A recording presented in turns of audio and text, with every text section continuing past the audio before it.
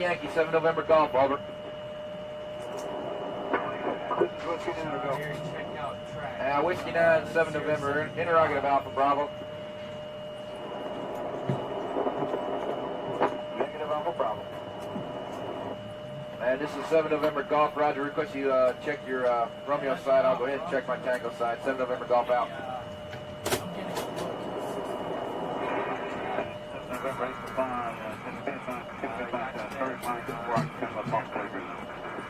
And 8 Clause, 7 November, say again. 7 November, go. I copied a while ago, 1 Charlie transmission that my thing used,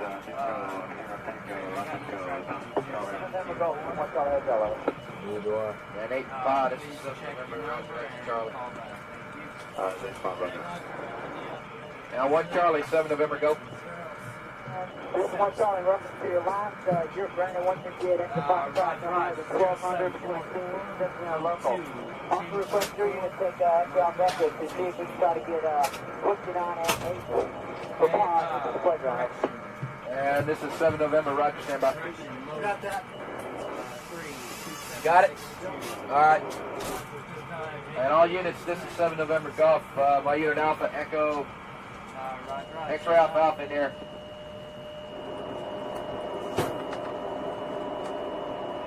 One Charlie, Alpha Bravo. Yeah, I never took a dip. I forgot to take a dip. Whiskey 9, 7 November, interrogative Alpha Bravo.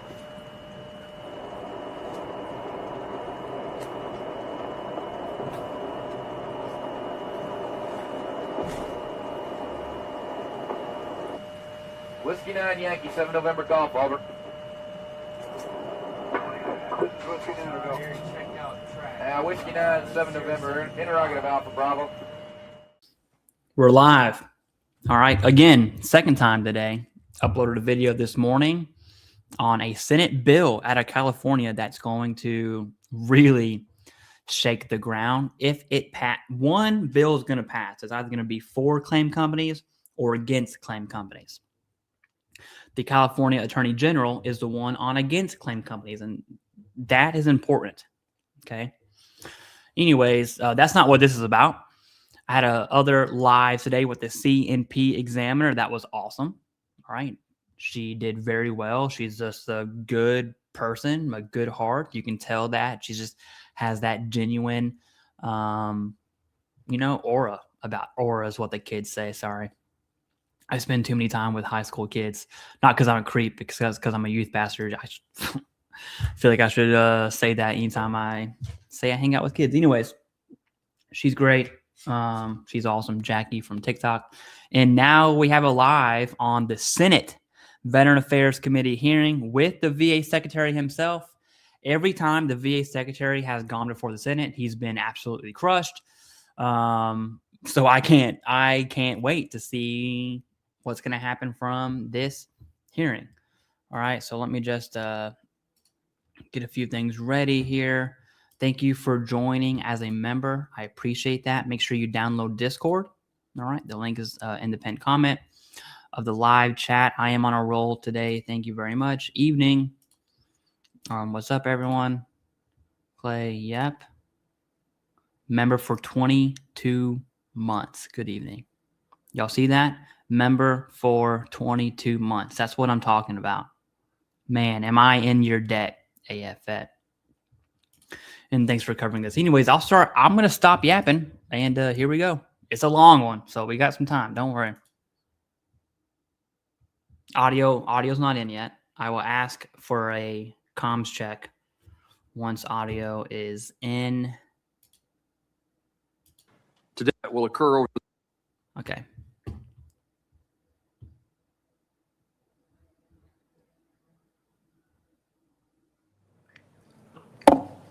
All right, let me know if you. Good afternoon and welcome. Today's hearing is the first of two that will occur over the next month to examine the VA's recent proposals to modernize the VA healthcare system to better serve veterans in Kansas, Connecticut, Arkansas, Washington State, and everywhere else veterans call home. Today, specifically, we will examine the plan that the VA announced last month to restructure the Veterans Health Administration. The Restructure for Impact and Sustainability Effort, or RISE, represents the most significant reorganization of the VA's healthcare system since the 1990s. Once fully implemented over the next 2 years, RISE is designed to change how the VA manages and oversees the delivery of healthcare to veterans across the country. Our goal today is straightforward but serious, to examine how the VA arrived at this plan, how the VA will put this plan into place, and most importantly, how it will improve the quality, reliability, and accessibility of the VA healthcare system and lead to better experiences and outcomes for veterans who rely on it and for the VA staff who work within it. The department describes RISE as an effort to reduce bureaucracy and red tape, empower local leaders, standardize operations, strengthen accountability, better align VA resources and needs of VA patients and staff. These are important goals, and I commend the Secretary and his team for prioritizing them. Countless findings from this committee, the VA's Office of Inspector General, the Government Accountability Office, and others have detailed serious deficiencies within the VA healthcare system that RISE is intended to address. A decade ago, for example, a Government Accountability Office noted that, quote, recent internal and external reviews of Veterans Health Administration's operations have identified deficiencies in its organizational structure and recommended changes that would require significant restructuring to address, including eliminating and consolidating program offices and reducing VHA central office staff. That's from the Government Accountability Office. And in testimony last Congress, the Inspector General's office noted that the VA's current VISN structure, quote, did not ensure accountability and lacked clear defined roles and standardized responsibilities, which could lead to deficient engagement with facility leaders and inconsistent oversight. At the same time, while reorganization can sound like a good thing, and often it can be, reorganization carries risks. I look forward for this committee to get a better understanding today of how the VA will mitigate those risks, measure success, and protect continuity of care during this transition. I also look forward to hearing how the VA will engage with veteran patients and their families, VA healthcare workers, community providers, veteran service organizations, and Congress about the changes moving forward. I've served on the VA committee with, my remarks say 8, but I'm told now it's 11 secretaries of Veterans Affairs. They all made promises to improve the bureaucracy, backlogs, implementation of VA care, and while they have made good faith efforts to do so, we continue to look for long-lasting, successful changes and improvements at the Department of Veterans Affairs. I look forward to the Secretary Collins making the case for why he thinks his plan will finally make lasting changes. I thank Secretary Collins and the other VA leaders for joining us today to discuss their important work and how we can all work together to make the Veterans Health Administration more worthy of the men and women it serves. With that, I yield to the ranking member, Senator Blumenthal, for his opening remarks. Thanks, Mr. Chairman. Senator Blumenthal, Welcome what to you got? Secretary Collins to your. I'm going to give you some history here if you don't know. Left, right, I don't give two balonies, okay? Historically, Senator Blumenthal comes crashing down on the current VA administration. Doesn't matter what it's for. Doesn't matter what it's about. So we can expect some opposing views here. Also, for those of you who are always talking about the Major Richard Starr Act, which, by the way, is dead in the water, Senator Blumenthal is a major voice behind that, which is going nowhere. So just food for thought. We'll see what happens. Team. And I haven't seen this yet. And to all who are here today and perhaps listening by live stream, I want to begin by taking a moment to honor the memory of Alex Preddy. As I think all of you Here we go. Buckle up, boys. know, Alex was an intensive care nurse at the Minneapolis VA Medical Center, one of the most demanding jobs at the VA healthcare system, and he was one of the most dedicated of the staff who served our nation's heroes. By all indications, he dedicated his life to caring for others, particularly veterans. He wanted to make a difference, and he did, as evidenced by the countless coworkers, veterans, and families who have come forward with stories about his compassion and his positive impact on their lives. Alex loved his job. He loved his family. He loved his country. That's why he was on the streets of Minneapolis last Saturday morning. He was protesting and documenting what he saw, and many of us see, as unlawful and unnecessary assault on our communities. And after coming to the aid of someone who was assaulted, a woman who was struck by masked federal agents, he was pepper sprayed, tackled to the ground, beaten, and shot in the back multiple times while lying unarmed and posing no threat. As we come together today, I hope the memory of Alex Preddy will inspire us to do better for our veterans, for our country, and their families. Mr. Secretary, I appreciate your being here. I regard your appearance as overdue, if I may say so, with all due respect.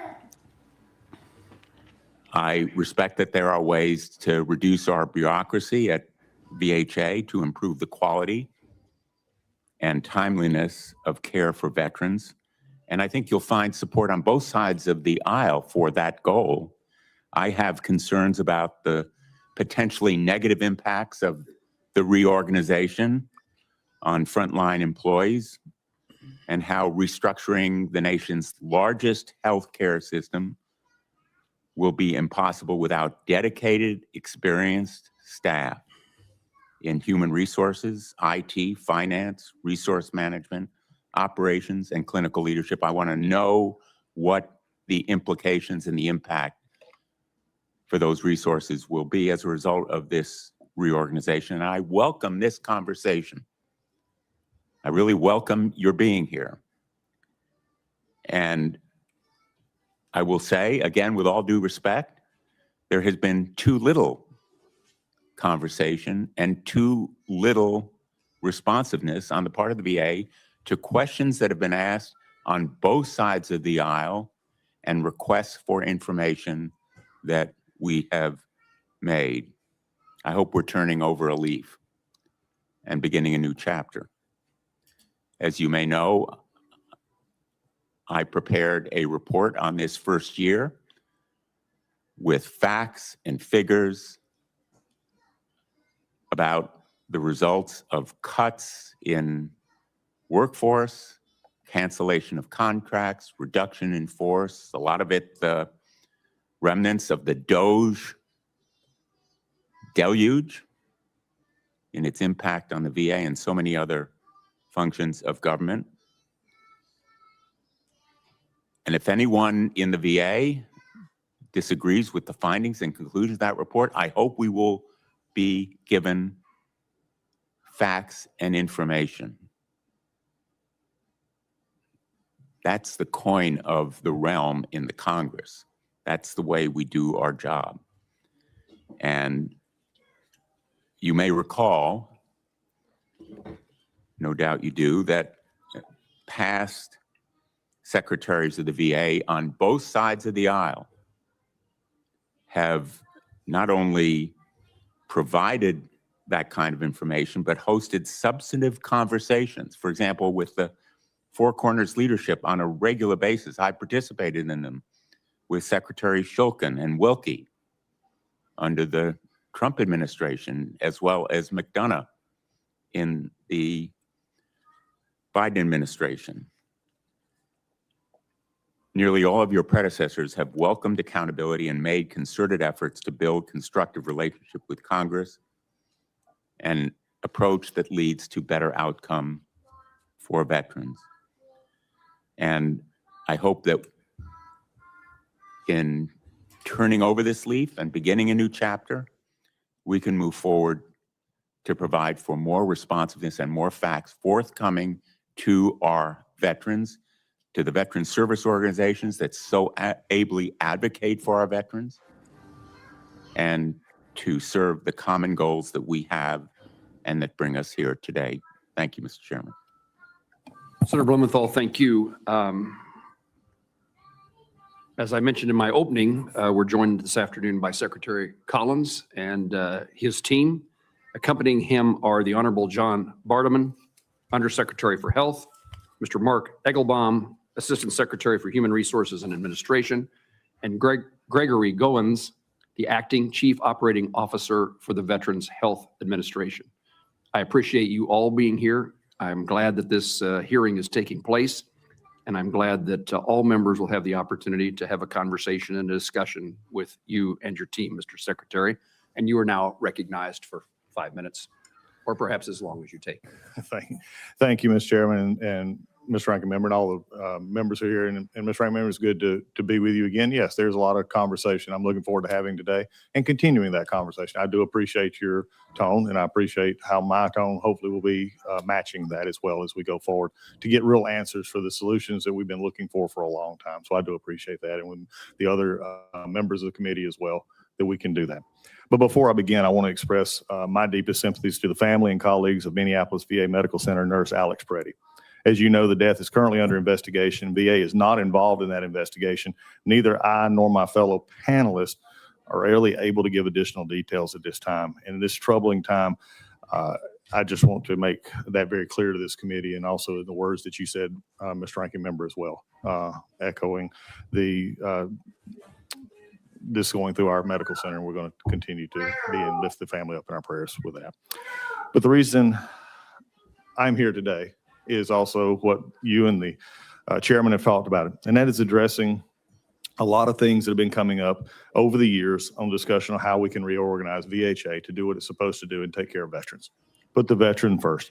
There's been a lot of misleading and inaccurate descriptions of how we're doing this effort. But first off, let me just state, this is not a reduction in force. This is not an effort to diminish direct care for veterans. This is a reorganization that will eliminate the glut of VA administrative overhead and push more resources directly into the field. The chairman made a statement just a minute ago that is so true that I found that we didn't act like, and I didn't even have this knowledge when I first got on the job until I actually got in and started visiting over 30 states and looking at over 70 facilities, that we're the largest healthcare provider in the country, but yet we didn't act like it. We didn't act like the largest healthcare provider in the world in many ways, because we were trapped internally into our own policies, procedures, things that have been added on, none which added up to taking care of veterans, but ended up taking care of the VA itself. And I think that's really where we had to start, is asking them.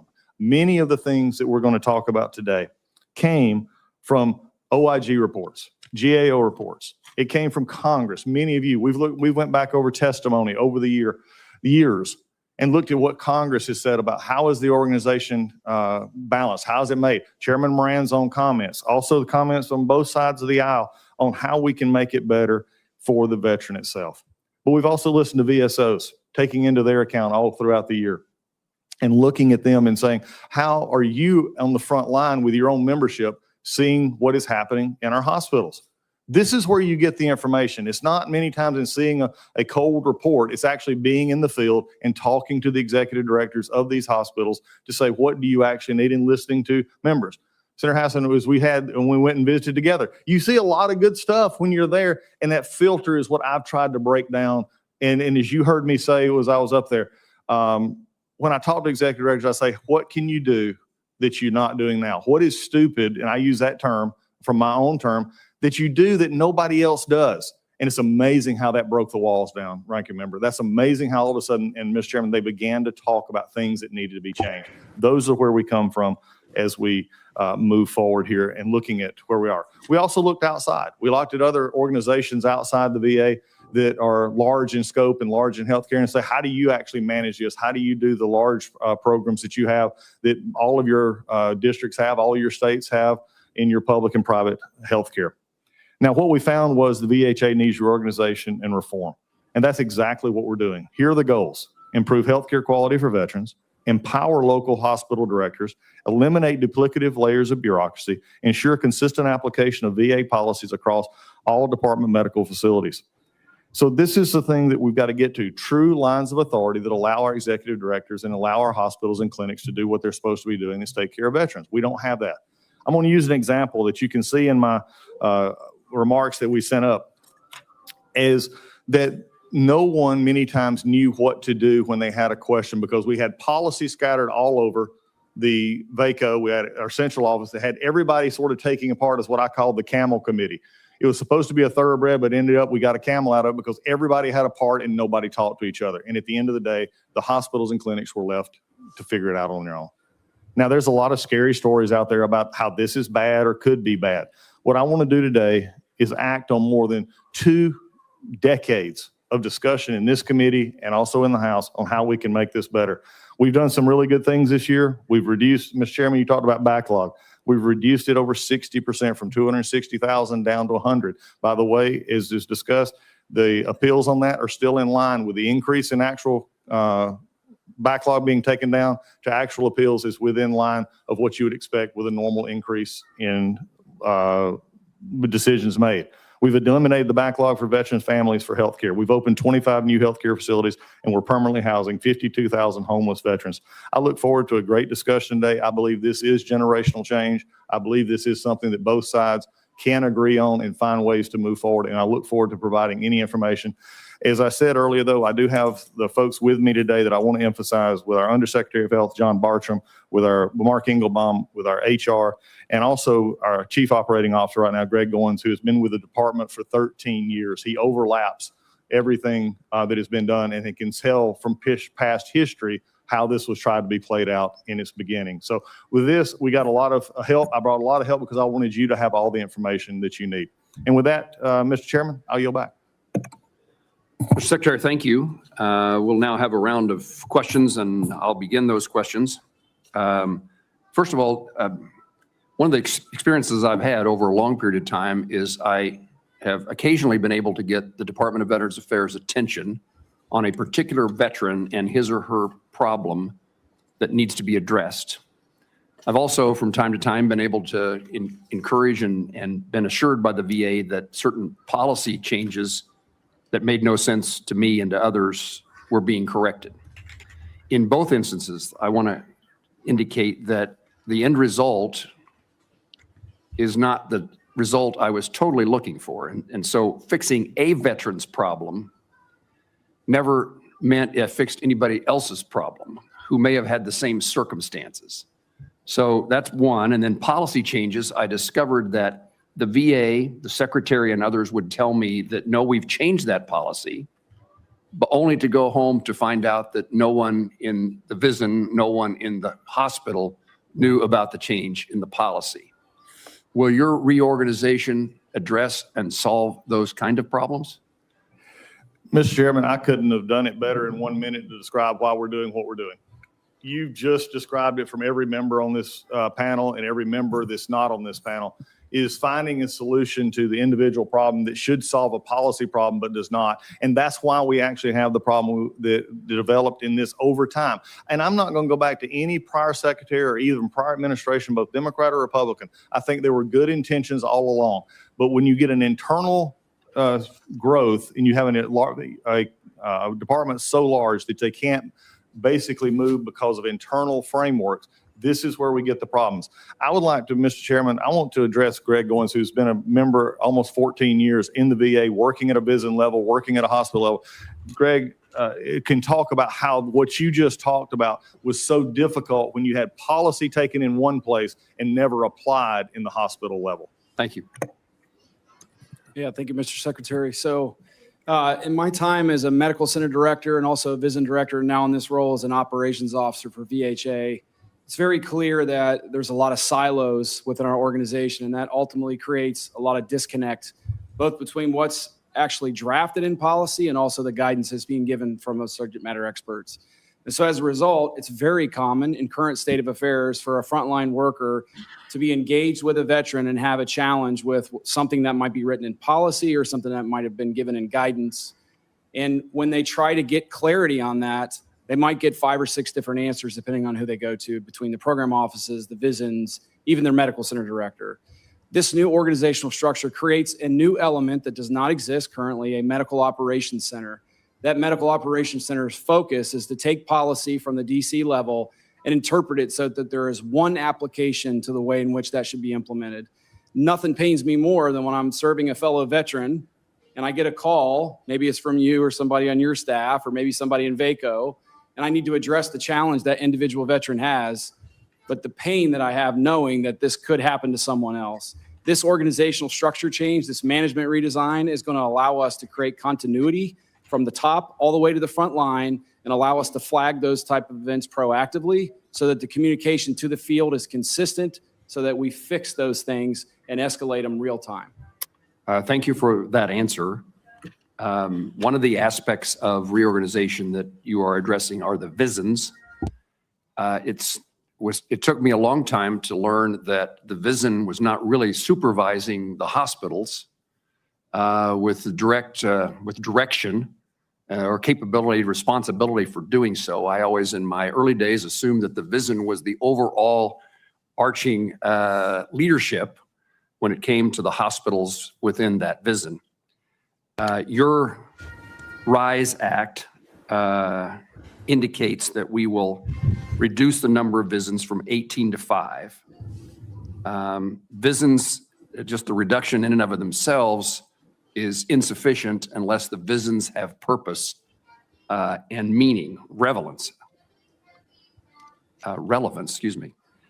What problem is the consolidation of VISNs under RISE intended to solve? How will specific roles and responsibilities of the VISNs change once RISE is implemented? And what benchmarks will the VA and this committee be able to use to evaluate whether the new VISN system is resulting in better outcomes? Mr. Chairman, just real quickly on that, that was part of the problem. We had a VISN structure that was not, in fact, there's an article today out of Georgia, my home state, of Dublin VA Center, in which it showed the inadequacy of the VISN system in seeing a problem but not acting on a problem. And that was a policy decision and the way this happens. John Bartram is our new Undersecretary of Health who will be actually over this. What we've actually done is we've taken the 5 divisions, then also added HSAs who then can actually do more market-centered for your rural hospitals, your urban hospitals. They're more directed into how they can actually help those hospitals and give them better direction, while the VISN level is now concerned with actual implementation and management of that. And I want the Undersecretary to discuss Secretary that. Bartum? Yeah, sir, thank you for this opportunity. I will tell you, if you've seen the previous Senate hearings and House hearings the VA Secretary has been to, this is the first time he's answering questions, okay? The last few he got slammed on. And I also like how he brought the people that know. And I'm not trying to give him a big head or anything. I just give credit due where it's due. And whenever the VA does something that I don't agree with, I'll absolutely bash that as well. Anyway, so far so good. And I can't stop biting my nails. I'm sorry. I really look forward to implementing this change across the department. But the scope of the VISN directors, as you're talking about, is too broad. And we've got to focus that down so that they're doing the executive level work and the strategy of looking up. And with the health service areas, those HSAs, they're looking down at more narrow markets. And they're still working for the VISN director. But now they're able to focus on what is going on and help support that hospital director. So that support directly down to the facilities is providing that support so that we can assist the hospital director as opposed to add bureaucracy to the process. I realize I'm over time. I didn't want to go any longer unless you want me to, but Greg Goins can give you a little bit more in depth as a former VISN director of the perils that he had to face in that role. Mr. Goins, I was reluctant to ask my question in the manner which I did because I didn't want you to seem to yourself irrelevant. No, sir, I did not feel that way at all. In fact, I think in the last several years of being in that role, I celebrate the opportunity to correct this and to improve it for our veterans and our employees in particular. As a VISN director, a day in the life of, very much of your time is spent trying to compete with multiple responsibilities. Okay, that's fine. If you're an executive, you expect that. The issue is with the scope of responsibility. That's Jackie, who I just went live with a couple hours ago. So hit her up on TikTok. Being governance and oversight and appropriations, et cetera, every time that you spend on that, every day of the week you spend on that, it's a day of the week you cannot spend in community stakeholder engagements, medical center engagement, medical leadership engagement, veterans and their families engagements. and also engagements with our local partners like yourselves, our legislative partners. So what this redesign does actually is it de-scopes the role of the VISN director to focus on the oversight and governance aspects of that role in one place. That's those 5 VISN directors. Then we have these new elements within each VISN called health service areas. And those health service area directors, their sole responsibility is to focus on the day-to-day interactions with the medical centers and their leadership teams, along with all those community stakeholders I mentioned. It gives them an ability to understand real-time the challenges that are happening in the facility and also work real-time with those facility directors and their teams to resolve those challenges without having to go up and down the chain of command. And sir, if I might add, the other aspect of this that sometimes gets left out is currently the VISN directors don't report up to the undersecretary. This streamlines that. So when people talk about bureaucracy, this streamlines the bureaucracy so that the VISN directors will report directly to me. And so that allows me to have better access to what is going on in the field and where there are issues, just like the mock director as well. So instead of having this bifurcated system where we go through all of these different channels, the Undersecretary for Health will have the 5 VISN directors and the mock director, and then his 2 deputies, the principal and the deputy. So it'll be a much tighter team to be able to implement future changes. You're all for your answers. Senator Blumenthal. Yeah, well, Senator Blumenthal asked the question of the 5-minute rounds. They aren't from now on. I've been there, Senator. Thanks, Mr. Chairman. Mr. Secretary, as you may recall, Congress provided an additional $6 billion with a B, $6 billion in fiscal year 2025 for the VA to meet the higher than expected costs and demand for VA healthcare. That funding was supposed to be spent on additional providers, community care utilization, rising costs for prescriptions, and prosthetic devices. My understanding is that almost all of that $6 billion was used to cover the cost of the cuts in staff, deferred resignation program, and voluntary early retirement that included paying out vacation time to employees who were paid to stay home and not work. Can you provide this committee with a full accounting of the $6 billion, which I think is very important because apparently it was used to push out essential VA healthcare providers rather than sustaining VA medical operation as we intended. I know you may not be able to do it right here, but I would like an accounting of that $6 billion, hopefully within the next week. Mr. Ranking Member, sure that we'll look at it and get through the numbers with that. Richard Topping, my OM, is here, and we'll get you that information. But I will rest assured, one of the part that I would just take a little bit of umbrage is nothing was used to push anyone out in that regard. These are all Well, rather than going issues, but I will into the get that. rhetoric, I Yeah. want the numbers. You get the numbers. Senator, I don't know how many of these y'all have watched. Senator Blumenthal will do anything and everything he's an administration head, if that makes sense. And I'm not even a Republican myself, but this dude will take any moment he can to slash, bash, tear down anything, and you'll see that. And talking about numbers, my understanding is that more than 40,000 employees have left the VA since last January.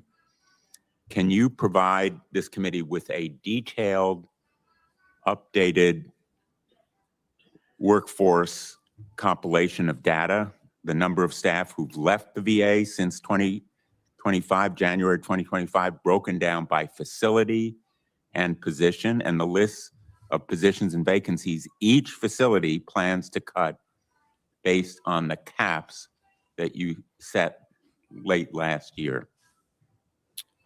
Mr. Ranking Member, number one, there's no, we'll deal with the caps issue and probably it's best. That's why Mark Engelbaum is here from Human Resources, who'll be happy to answer that question.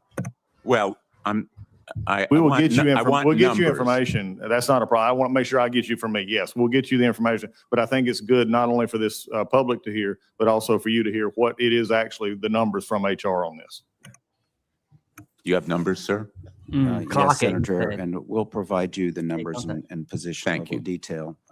For clarification, we reduced about 30,000 personnel, not 40,000. The 40,000 is the total losses, sir. We actually. The we're also total hiring losses, I understand that you've 30,000. hired people since then, but not necessarily for the same positions. That's why I want the breakdown. We've asked for it repeatedly, sir. We have not received it. I'm asking again in this forum. I shouldn't have to do so, but I welcome your willingness to provide this Well, information. that's yeah. So I'm not saying it's not a good question. What I'm saying is the purpose of the hearing. You'll see Senator Blumenthal's. Even if you go back to all the other Senate hearings with the VA secretary, the hearing topic will be about this, and Senator Blumenthal will talk about all of these things. He will eventually get to this, but he always starts with a little always with a little jab. Sometimes they're good. Okay, sometimes they're good. Happy Let me to do ask that, sir. you next, because my time is limited to 5 minutes. The department's annual veteran suicide data report is overdue, even though it has reportedly been complete since September. Can you confirm your legislative affairs team has issued a non-concur to the report when it was provided by the VA Office of Mental Health and Suicide Prevention? Mr. Raymond, I have no knowledge of a non-concur. I know that the report was being finalized in the fall and then the Well, it's shutdown. overdue. Will you provide Yeah, it? we're providing, and it hopefully will be out very soon. As you no doubt agree, Yep. veteran suicide is a major issue, tragically and unfortunately continuing as a major issue. Do you There's agree? nobody in this room more apparent than that and nobody working harder to So make I sure that think that you happens. owe it to the Congress and to our veterans that that report is issued. It will. Let me just say on the issue of mental health, wait times have increased. Can you provide to this committee the wait times for mental health care in facilities across the country? I'm asking for the details in regard to those whatever number of facilities there are that provide mental health care. I'd be happy to. In fact, I can give you some numbers now, but also something that I could not give you when I first appeared for my confirmation hearing was a dashboard that actually looked at metrics such as that I could see every facility on a real-time basis. Well, then you can see that the wait times have increased And well, sometimes to 50, 60, or 70 days. Actually, that's not true. And as of January 21st, the national average for mental health care for new patients is 18.8 days. The national average for established patients is 5.8 days. And if you need an emergency care or you're in need of or you're in a crisis situation, you have immediate care. That is the actual numbers. Well, that is contrary to the information we've been provided, and I'd like facility by facility data on the wait time for mental health care. My information is 1/3 of the states have an average wait time exceeding 40 days. Only 3 states represented on this committee have new patient primary care wait times below the threshold for community care, and the wait time for mental health care at many VA. I was under the impression that wait times for mental health are 35 days on average. That was the last report that I read. But that's the thing. Everyone's got all this information and no one knows where it came from. I mean, even this VA secretary's information, he just said it, right? There's really no transparency here. It's like, trust me, bro, is the bearing of credibility. Facilities is 50, 60, or 70 days. But I welcome the information that you are going to provide. Mr. Chairman, I apologize, I'm over time. I didn't notice, but we'll now reinforce the 5-minute rule with Senator Bozeman. Thank you, Mr. Chairman and Ranking Member Blumenthal. Mr. Secretary, we've all heard about the bureaucracy and inefficiencies in the system. And that's certainly not any secret. Throughout your modernization, veterans' abilities to receive care must remain unaffected. What protections are you implementing to ensure continuity of care throughout the VA RISE process? I think that's been the whole focus, Senator, is to what we're doing is designed to not interfere except in that care, but actually make it better. And we've seen this as we go along. I can think of ways over this past year using best medical interest where we've actually cut out a layer of the bureaucracy, making sure that people can get to community care quicker. We've actually, aligned our women's health into where now they do not have to go back through their primary care doctor to get to their normal women's health needs of gynecological obstetric care. They can go straight there. So this is the kind of things that we're working on. I would be happy to let our undersecretary deal with that just a little bit more. Yeah, Senator,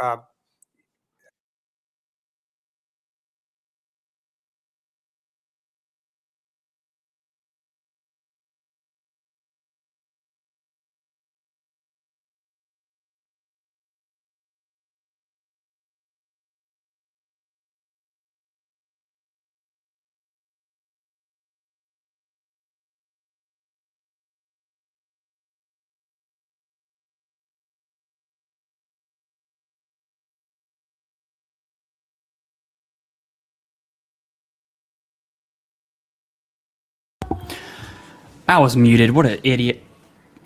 What an idiot. I made a poll in the chat. Should I legitimately get a mental health appointment and see how long it takes? Because I can record it and I can post it. And we'll see if it's 5.8 days or 18 days or whatever it is he's talking about. I think you've seen the organizational chart that we shared with the staff. And as you look at that, you'll see the bottom part of the chart, which is the medical centers. We're not making any organizational change structure in the middle part or in the bottom part. All of the changes are at the policy and at the VISN middle part level. We're trying to get the structure aligned. We're working to get the structure aligned so that the information flow to the facilities and to support the facilities is at the facility level. And we have policy offices right now that at the policy level do policy implementation and execution. And what we need to do is to get them out of the execution business and let the facilities do the execution. And we just provide them the standardization and the right and left boundaries in order to execute. So that's how we're mitigating the risk relative to the facilities, because we're not making significant changes at the facility down level. Everything is up, and how do we add additional support to the facilities? And Greg, I'll ask you if you have anything. Yeah, if I can add one more thing, Senator. My background on process. I've had my fair share of appointments for mental health for 10 plus years. Don't worry. Improvement has always told me that the best people that understand the way to improve things are the people actually doing the work.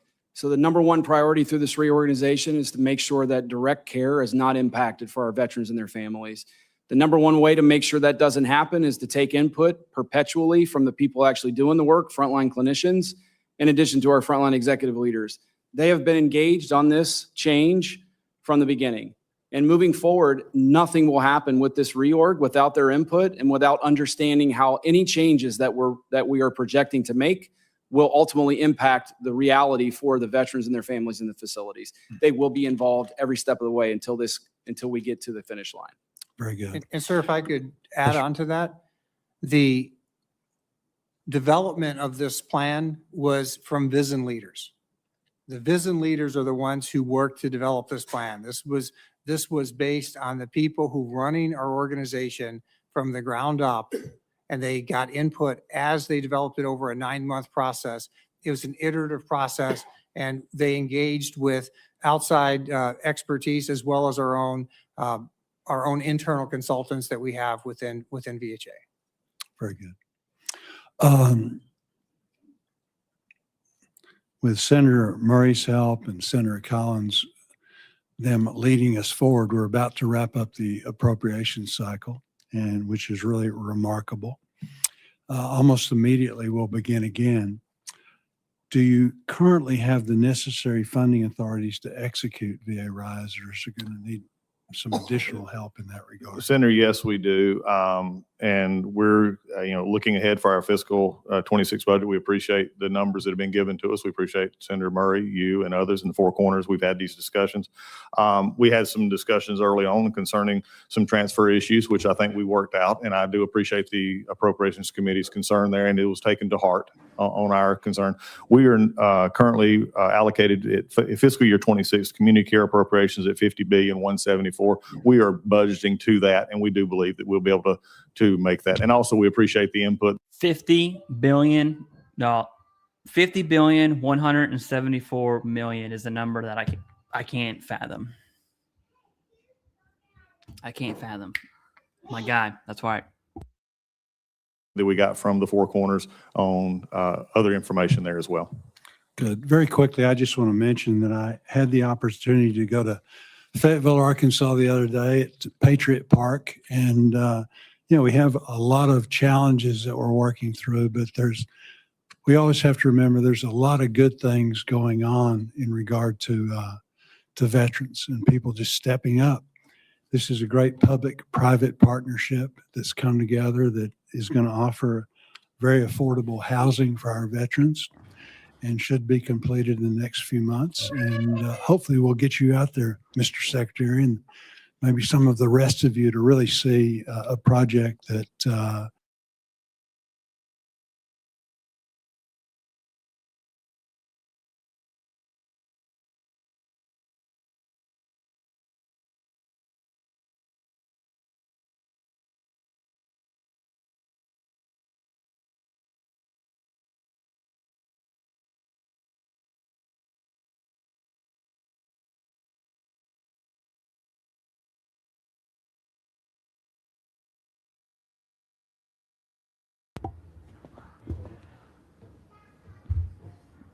I'm muted.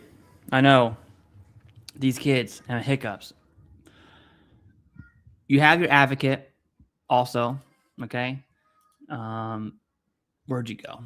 You have your advocate. Also, do VA secure messaging, okay? I have found great success in VA secure messaging. That's what I would recommend. You can also call the VA, but VA secure messaging is the way to go. I would try not to be muted, but if you hear a little girl screaming, it's because they're crazy. we can all be very, very proud of. Thank you. Look forward to it. Thank you. Senator Murray. Thank you, Mr. Chairman. Before I begin my questions, people across America are really reeling from the horrifying murder of Alex Preddy by federal agents. And as we all know, Alex Preddy was an ICU nurse at the Minneapolis VA Medical Center. He is remembered by colleagues and friends as a calm presence amid the chaos of the hospital, someone who cared deeply for the veterans he served. He was remembered as a mentor, a caretaker, and someone who wanted to make a difference in the world. The father of one veteran Mr. Preddy cared for until the end described him as the sweetest person you can imagine. Alex Preddy spent his last minutes trying to help a woman. She was a bystander who was being assaulted by federal agents. He was killed by those federal agents moments later. Immediately after he was killed, the Trump administration began spreading sickening lies about him. They lied about who he was, what he was holding, what he was doing in the moments before his death. Trump and the miserable folks at the DHS showed right away they didn't care about getting the facts, any facts. They told Americans not to believe what we all saw and heard with our own eyes and ears. We all saw an American shot and killed by federal agents in broad daylight. Mr. Secretary, your initial response to a VA nurse being killed by federal agents was to blame it on Minnesota officials. You didn't say a word about who Alex Preddy was or the incredible work that he did for veterans. You mentioned him today, but still didn't refer to that. That is certainly a choice. Words cannot describe how outraged I am and how outraged we all should be at the killing of Alex Preddy, who simply did not have to die, and at this administration's rush to spread lies about American citizens whose only crime was peacefully exercising their First Amendment rights. Joining ICE or Border Patrol doesn't give you a license to murder. So I want to reiterate to all of you that there must be an independent investigation and real accountability here. This can't continue, and I hope that we agree on that basic point, and Republicans join us to work with us to make that happen. But Mr. Secretary, I wanted to ask you today. Okay, I didn't want to stop it while she was doing something deep related. First, Star Rider, thank you very much for that. I'm going to make a tweak here, is that I encourage veterans to be properly rated, whether that's 100, 30, 50, whatever. All right. First time you caught a live. Well, welcome. This is a Senate hearing live, not necessarily our normal Q&As, but anyways, I see a lot of chats saying, what does this have to do with reform? That's a solid question. Okay. It's almost like she's barking at the VA secretary about a completely different federal agency, but who am I? It is my understanding that Minneapolis VA employees have not been granted personal leave to mourn their colleague because they're subject to mandatory overtime due to staffing shortages. Are you allowing any of the employees there to get personal help, to take any time off, or to offer them your support as they go through a very trying time of losing a very close colleague? Thank you, Senator. Yes, we are providing all that we can through the Minneapolis VA to those workers, and I will have Greg Goins, who's been in contact with them, discuss that. Not only did we have conversations the day that this actually occurred, it also has happened every day since it's occurred. All the resources that we offer our federal employees when times like this occur, these tragedies occur, they're offered employee assistance programs. They are offered whole health employee assistance programs. They're also offered things through community partners if necessary. If anybody comes forward to want to take leave because of a coworker, a close coworker, we always have empathy in allowing them to do so. In fact, the very first contact that was made in that medical center was with ICU coworkers. And if I could just add, and I apologize, they just had a memorial service for Alex Preddy yesterday at noon, where over 300 employees attended and were able to memorialize and remember him. Well, Mr. Secretary, I think it's important your words to those employees personally be taken care of. So let me move on. I want to move to a really important discussion as well, because in late December, not long ago, the Trump administration quietly implemented a near total abortion ban at the VA. VA's final rule prevents the more than 460,000 women veterans of reproductive age, over half of whom live in states with abortion bans, from receiving abortion care at the VA now. VA providers are not even allowed to discuss abortion as an option with veteran patients. Secretary Collins, a simple question. If a veteran has been raped, is she able to get abortion care at the VA under the current policy, yes or no? Senator Murray, you know that the VA was, up until 22, was not doing any abortions at all. This was a decision by the previous administration to bend the law, to go back something that had been over generations of both Democrat and Republican administrations. The VA was not in the issue of abortion. That is my simple question. That's my simple answer. No, a simple question. If you are raped, can you get abortion care? There are no abortions to be done at the VA medical centers except the ones that are the life threatening of a mother. That has been very clear, and that was the process under Obama. Mr. It was under Bush. My time is out. I just want everyone to know that under this VA final rule, I'm not going to discuss my abortion views, okay? You could probably take a wild guess just on my background. But I will say this, that it's the law. I'm not making that up. That's not the VA's service. And so if Congress wanted to have the VA do that, they would have to legislate and pass the law. That's how I would have answered that if I was a VA secretary. Daddy, What? my chair. Okay, hold on. That's essentially what has to happen. Okay, and 2022 is when the previous administration was like, we're not going to follow the law, right? And so what she's asking is, hey, VA, will you not follow the law? That's what she's asking, okay? Just for your 2 cents. Whether you agree with abortion or not, that's what's happening. well, no exceptions for rape, or for incest. And I find that outrageous. Thank you. Senator, I want it to be known to everyone listening that up until October or till 22, when Secretary McDonough changed what was the high precedent and law of this country, there were no abortions of any kind Right. for And any excuse or any reason done And he in a VA medical rightfully center. corrected that to make sure that if someone was raped or a victim of incest, they could get health care. I would just Thank you, choose Mr. to, we probably see it differently. Senator Tuberville. Thank you, Mr. Chairman. Gentlemen, thanks for being here today and testifying. I need to have a bias to report. I cannot stand Senator Tuberville. Okay? Can't stand him.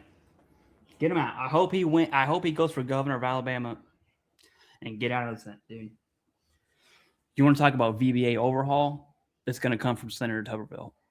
If you're tracking on previous Senate hearings, I won't go into it right now. And I'm grateful that Secretary Collins, under your leadership, our veterans are finally being put first in this reorganization plan. Mr. Secretary, and Mr. Engelbaum, you might want to follow in on this too. I want to talk about this graph behind me. The red depicts the growth in employees since fiscal year 2019, and the blue shows the number of patients encountered over the same time. Between those 5 years, there was a 14% increase in the VHA employees, but only a 6% increase in patient encounters. Mr. Secretary, my colleagues across the aisle are saying right size in the VA hurts veterans, but this graph doesn't support that. To me, it looks like we're overhired and you're simply rebalancing the books to put more money towards our veterans. Is this correct? Senator, you are correct. And I think one of the things that we've looked at in this whole organization is for example, I have a sheet here listing out a hospital that had a 33% FTE growth while only a 14% patient encounter growth. We had a 24% growth in FTE and a -6 in patient encounters. This is what we've seen. Mr. Engelbaum can explain that a little bit further. Thank you, Senator, and I'll tag team with Mr. Goins a little bit on this, but this is exactly what I said as I initially came on. I've always believed and firmly believed that the VA has provided wonderful medical care. What we haven't done is done that in a cost-effective manner that's actually done more effectively. And the idea that throwing more employees at something actually increases our effectiveness is actually counter to what reality is. You've got more bureaucracy, more overhead that actually leads to slowing down and it actually removes folks from actually supporting our veterans. So we've been committed from the outset to do that, to reduce that, to bring that back into balance. And that's what we've done. We stated from the outset, we looked at our reductions, but that is always tied to veteran care. We are committed to veteran care. We are committed to reducing bureaucracy and making sure that we enforce where that as our standard, not just numbers of people that are employed by the Veterans Administration.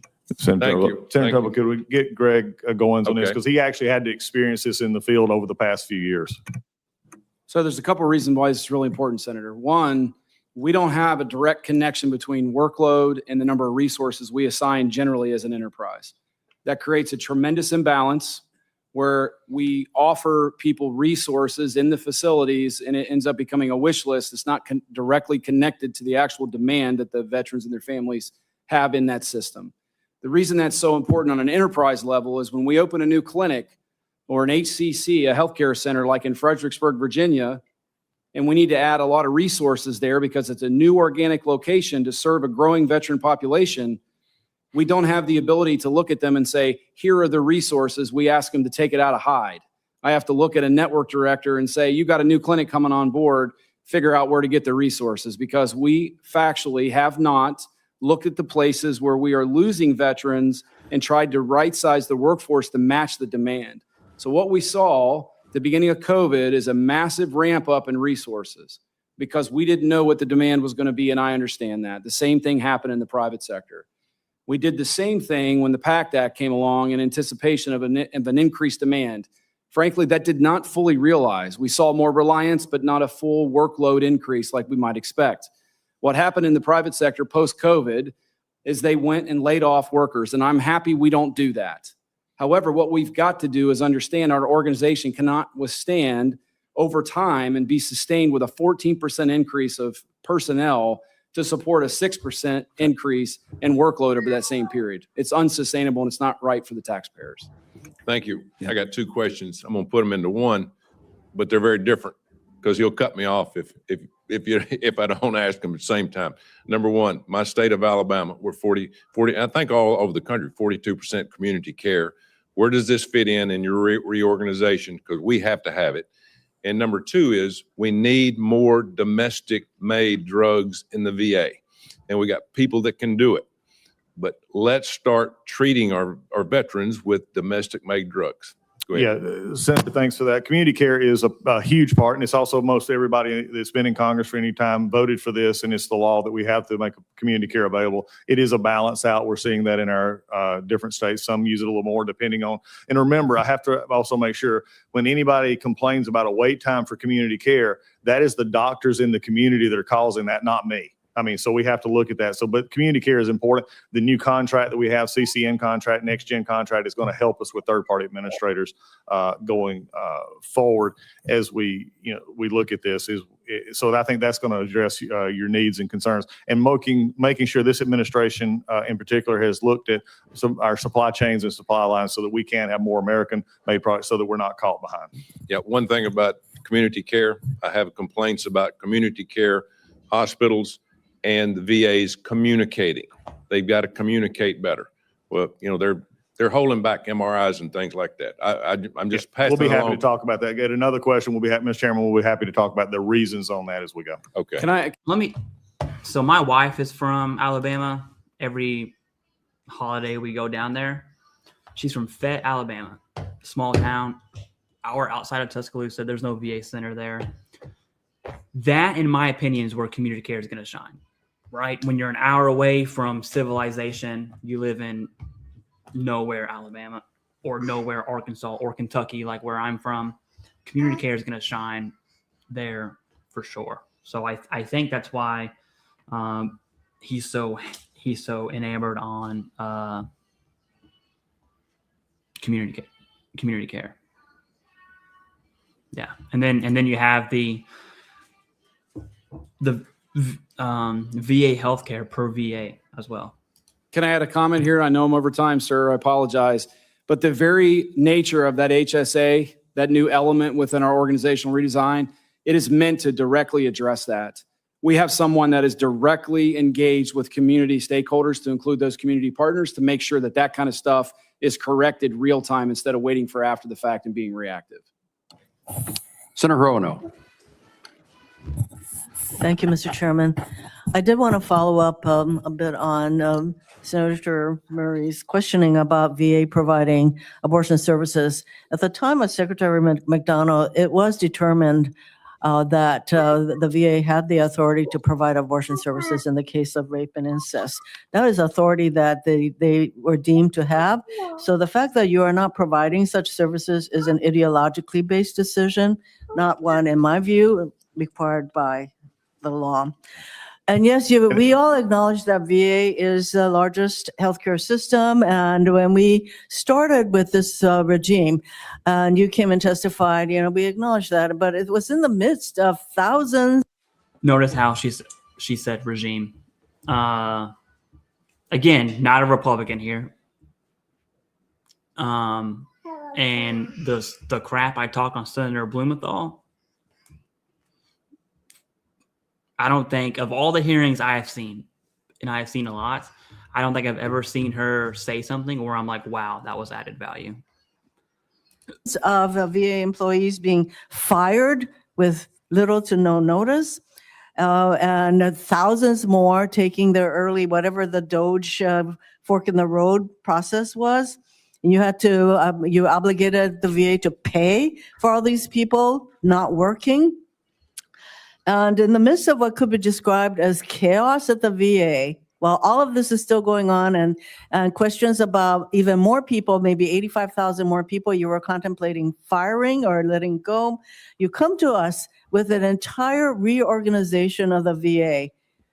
And it's hard to take it seriously, frankly.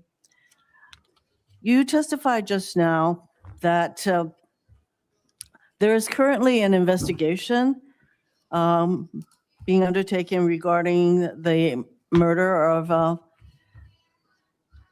Alex Preddy. Who is this investigation being conducted by? Senator, I'm with the VA. You'd have to consult DHS and others on that. Because neither Homeland Security Secretary Noem or FBI Director has indicated that they are about to undertake an investigation into what happened to Mr. Preddy. The kind of independent investigation that I would say. Remember how I said she never says anything of added value?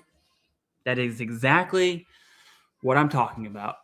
I have seen hundreds of these, and every single one is the same, okay?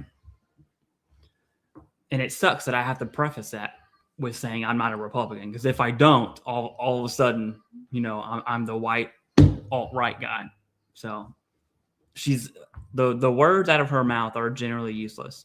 The majority of people in this country are calling for. So since you don't know anything about it, how about expressing your maybe personal opinion? Do you think such an independent investigation should occur with regard to one of your employees? I agree with the President of the United States who said it was going to be investigated and will continue to be. You know what? His definition of investigation is not the kind of independent investigation that we are calling for.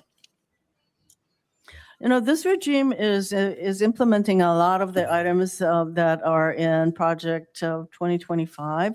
And when I look at Project 2025, what it says about the VA is, a quote, to rescind all departmental clinical policy directives that are contrary to the principles of conservative governance. Now, with this reorganization plan, which this is the first time I'm being presented with any of the information, would you say that, are you following Project 2025 and you want to have a top-down organization that will follow the principles of conservative governance, whatever that means? Are you following that language from Project 2025? No, Senators, I said in my confirmation here, and I haven't even read it. And by the way, we're in 2026. I'm trying to run the VA for today. I'm not sure why we're looking backwards to something I'm not doing. Because the president is following and implementing a lot of the items in Project 2025, one of the largest being to totally eliminate the U.S. Department of Education support for public schools. I find it hard to sort of, you know, get that what you're doing is not following what is in Project 2025, which is a very ideologically driven directive on how the VA should be run. And it seems to me that when I look at your reorg plan, what I can make of it is a really top-down kind of organization. In fact, when I visited the VA in Hawaii, he had to go and get approval from, I think, you or somebody that is a totally top-down. And I wasn't given permission to visit my own VA person until practically the day that the visit was scheduled. Is that how it's going to be? No, ma'am. I think that is a rhetorical question. Well, it's not rhetorical to me because we're actually here to explain this to you. And if you would take it to ask questions about Raj, you would figure this out. Excuse me, Mr. Secretary. It all sounds good. You're trying to save money and all that, but at a time No, ma'am, I'm trying to help veterans. Let's get the point right that's first. That's good to know. I appreciate it. How is helping veterans? How are the veterans supposed to be helped if it's going to be a top-down organization Senator, where your hospital directors are not really going to have the right to hire people? You have a pause or whatever it is on them making those decisions. There's no hiring freeze right now at all. In fact, it just shows to me, unfortunately, that all the information that's been given to your staff and others is not filtered up enough. Because if you claim this reorganization is a top-down approach, then I'm sorry, I'm not sure what kind of charts I can show you that this is not. This actually puts the benefits back at the executive director level in the hospitals. This actually puts our front line. We've had it so reversed. Actually, Mr. We've had it so reversed, Mr. Chairman and others, that it is actually that. It's ridiculous. You know what? The top down and giving more flexibility to the local hospitals so that they can really formulate. That's what this plan does. Care plans. That's what it does. But that was what it was originally, that to have 25 or whatever number is, that was what was intended. And now you're bringing it back to a very centralized 5. No, you're missing the point here. I think, Senator, this is a great conversation, but you're missing the point. When, as Greg Goins, who's a career VA employee, has stated, the VISN directors were not in a position to actually do the management level diagnosis that needs to be happening. So now we're having management level at 5 where they can do the management levels for the divisions, while we have health service areas who actually are able to talk to your hospitals in Hawaii and other places. If you look at this plan, I would welcome any disagreement except for one. And that is a fundamental wrong statement that this is a top-down plan. Oh, that's what it looks like to me. And you can say all the things that you want, but it's all in how it's going to be implemented. And to come up with this whole reorganization plan at a time when there's basically chaos in this regime, it's pretty hard for me to, it's pretty hard for me to kind of say, oh, well, I think this is really a great thing that you're doing on behalf of the veterans. Senator Kramer. Mr. Chairman, can I ask that last? In the midst of chaos, it is amazing to me that we've cut the backlog. It's amazing to me that we've actually lowered wait times. It's amazing to me that through this process, we've made it easier for our veterans to get the health care service they need. If that's chaos, maybe we're in the right direction. Here, I'll tell you what the issue is. And it's a polarization issue too, so buckle up. People are so blinded by, they are either so, hold on 1 second. They are either so hardcore, I'm not muted. They're either so hardcore Trump that they do the same thing, given the chance, or they're so hardcore anti-Trump that they will do whatever they want to slam down the regime. And both of them completely bypass what the real issues are. And I think people are tired of it. I'm tired of it, to be honest with you. But hey, here we are watching the Senate hearing. So here we go. Thank you very much, Mr. Chairman. I wouldn't normally do this, but something I did in my previous life was I taught MBA students management theory and application. And let me tell you, the notion that top-down flexibility, that those two terms don't even go together. What it looks to me like is you've flattened the organization. And so I want to get specifically to what you just brought up, Mr. Secretary, because I frankly, I'm pretty certain a bureaucrat made a mistake, because there is no way that you could have made the agency so efficient that you could come into this mess right here with 264,000 backlogs and turn that into 105,000 in 1 year. So please enlighten me as to how that actually happened or who made the mistake. There's no mistake. Accuracy is going to be and actually it was put forth by our VBA, who actually. Sure, they're adjudicating claims faster. Right now, the accuracy, I want to say, is 84% was last time I checked, which is about 1 in 5. So one in every 5 claims is incorrect. They did 3 million claims. Do that math. That's how many incorrect claims that there are. Actually came to us and said, we can do better in this, because I asked the question. And for those on the committee, you know this, and for staff who may be new, 125 days is our standard for a backlog claim. In other words, it has to be 125 days before it even goes on the backlog. So think about that for a minute. Yeah. This had grown up exponentially over time. And also, by the way, when I first came in last year at 264,000, there was also over 1 million claims in the pipeline. That now number is closer to 600,000 to 550,000 in the pipeline. We've been able not only to take the backlog and reduce it, but we've actually taken the total number as well. Now, there's been some false rumors thrown out that quality is suffering about this, and there's been other things. The truth of the matter is that when you have that much more cases being actually adjudicated, there will be people who appeal their adjudication. Not everybody's going to get 100%. Not everybody's going to get what they want. So what they have happened is there's again, I think a 3% difference in the number of appeals on the lower number that was being decided as to the higher number that's being decided. So this is done because great VA employees at the VBA saw the issue, they wanted it measured, and they got it done. Well, I know this, if I'm real. So they also worked like slaves. I mean, they paid a fair wage. What I mean by that is mandatory overtime. And I know quite a few VA raters, and not all of them were happy with mandatory overtime. Mandatory. You will work 80 hours this pay period. Really critically ill, if I'm sick, waiting 125 days to meet to see a doctor is not an enhancement in quality of care. Yeah, this is their benefits to get there. Oh, their yes. benefits. Yeah, the benefit side, and this one is one that everybody looks at to start with. Sure. But it kind of amounts to the same thing in the end. If you have the uncertainty, the angst, the anxiety of not knowing whether you're getting your benefits, and you wait 125 days, that adds to the problem, not the solution. Can I share you something? It's even more, and I want this understanding. Again, this doesn't have to do with the reorganization we're doing now, but you need to hear, and the whole committee, I want to hear this. that we've been able to take this number not only down to 100,000, which we're going down even further, but average days to complete. That means how long did it take somebody to file a claim and get it completed? Was it 135 days last January? Okay, 135 days. That's down to 80 days now. And my staff tells me that if we can work with the Department of War to get the files transferred quicker from DOD, we could actually see legitimately within this year a 30 to 35 day turnaround time on disability claim. That's a win for veterans. I love it. Okay, I need to make another point and ask a couple more questions with my next chart here. And that, you know, we've heard a lot of these insinuations about how. I am almost certain that he pulled these from Twitter or X. And I know that because I check X every day on the VA. And these are the exact graphics, exact font, exact everything. Kind of funny.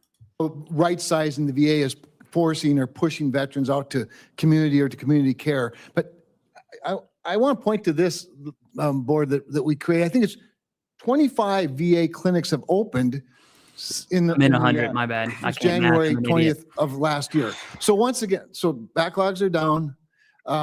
Employee numbers evidently are down. And yet there's 25 more VA clinics. I mean, again, did somebody make a mistake or how did you pull this off? No, I think it's just, you know, like I said a few minutes ago, and I don't mean this to be anything, but if this is disorganization and chaos, then I want to see more of this because we're opening the clinics and go ahead. Well, I want to point to the rectangular blank spot in the middle of the North American continent called North Dakota. Okay. There are two new ones there, one in Williston and one in Grand Forks. Now, the beauty of that is that those two communities are 333 miles apart, just so you know. 333 miles. And that's just straight across. In other words, there's a lot of space between those, which gets to my point of the legislation that Senator Sheehy and I have introduced to incorporate critical access hospitals, of which we have 37. And I will show you a larger map of just of North Dakota so you can see where they are. And I just, you know, we have all these communities far from a CBOC or a hospital. We would, as you know, in our legislation, like to utilize these critical access hospitals in a more efficient way that both makes them better and provides better care to that local veteran. Senator, we're on board with you. I agree with that asset. And that's one of the things we're looking for is to partner with rural hospitals. Real briefly, our Undersecretary, it's a passion project for him. I want to address that because it is something we see needed. Also, Senator Duckworth actually brought this up a long time ago about co-locating some of these facilities, and I agree completely with you on that. And Senator Duckworth, I appreciate the conversation we had the other day on this, and several of us have had this conversation. Mm-hmm. I've actually, you know, been confirmed now for a couple of weeks. I've already asked the team to look at. No one better not mess with Senator Duckworth, okay? I will fight for that woman. What, if any, restrictions are there for us to do some of our leases with them, the community access hospitals? Because I believe that it is a double win because it helps support the facility itself, and then it supports our veterans where they are.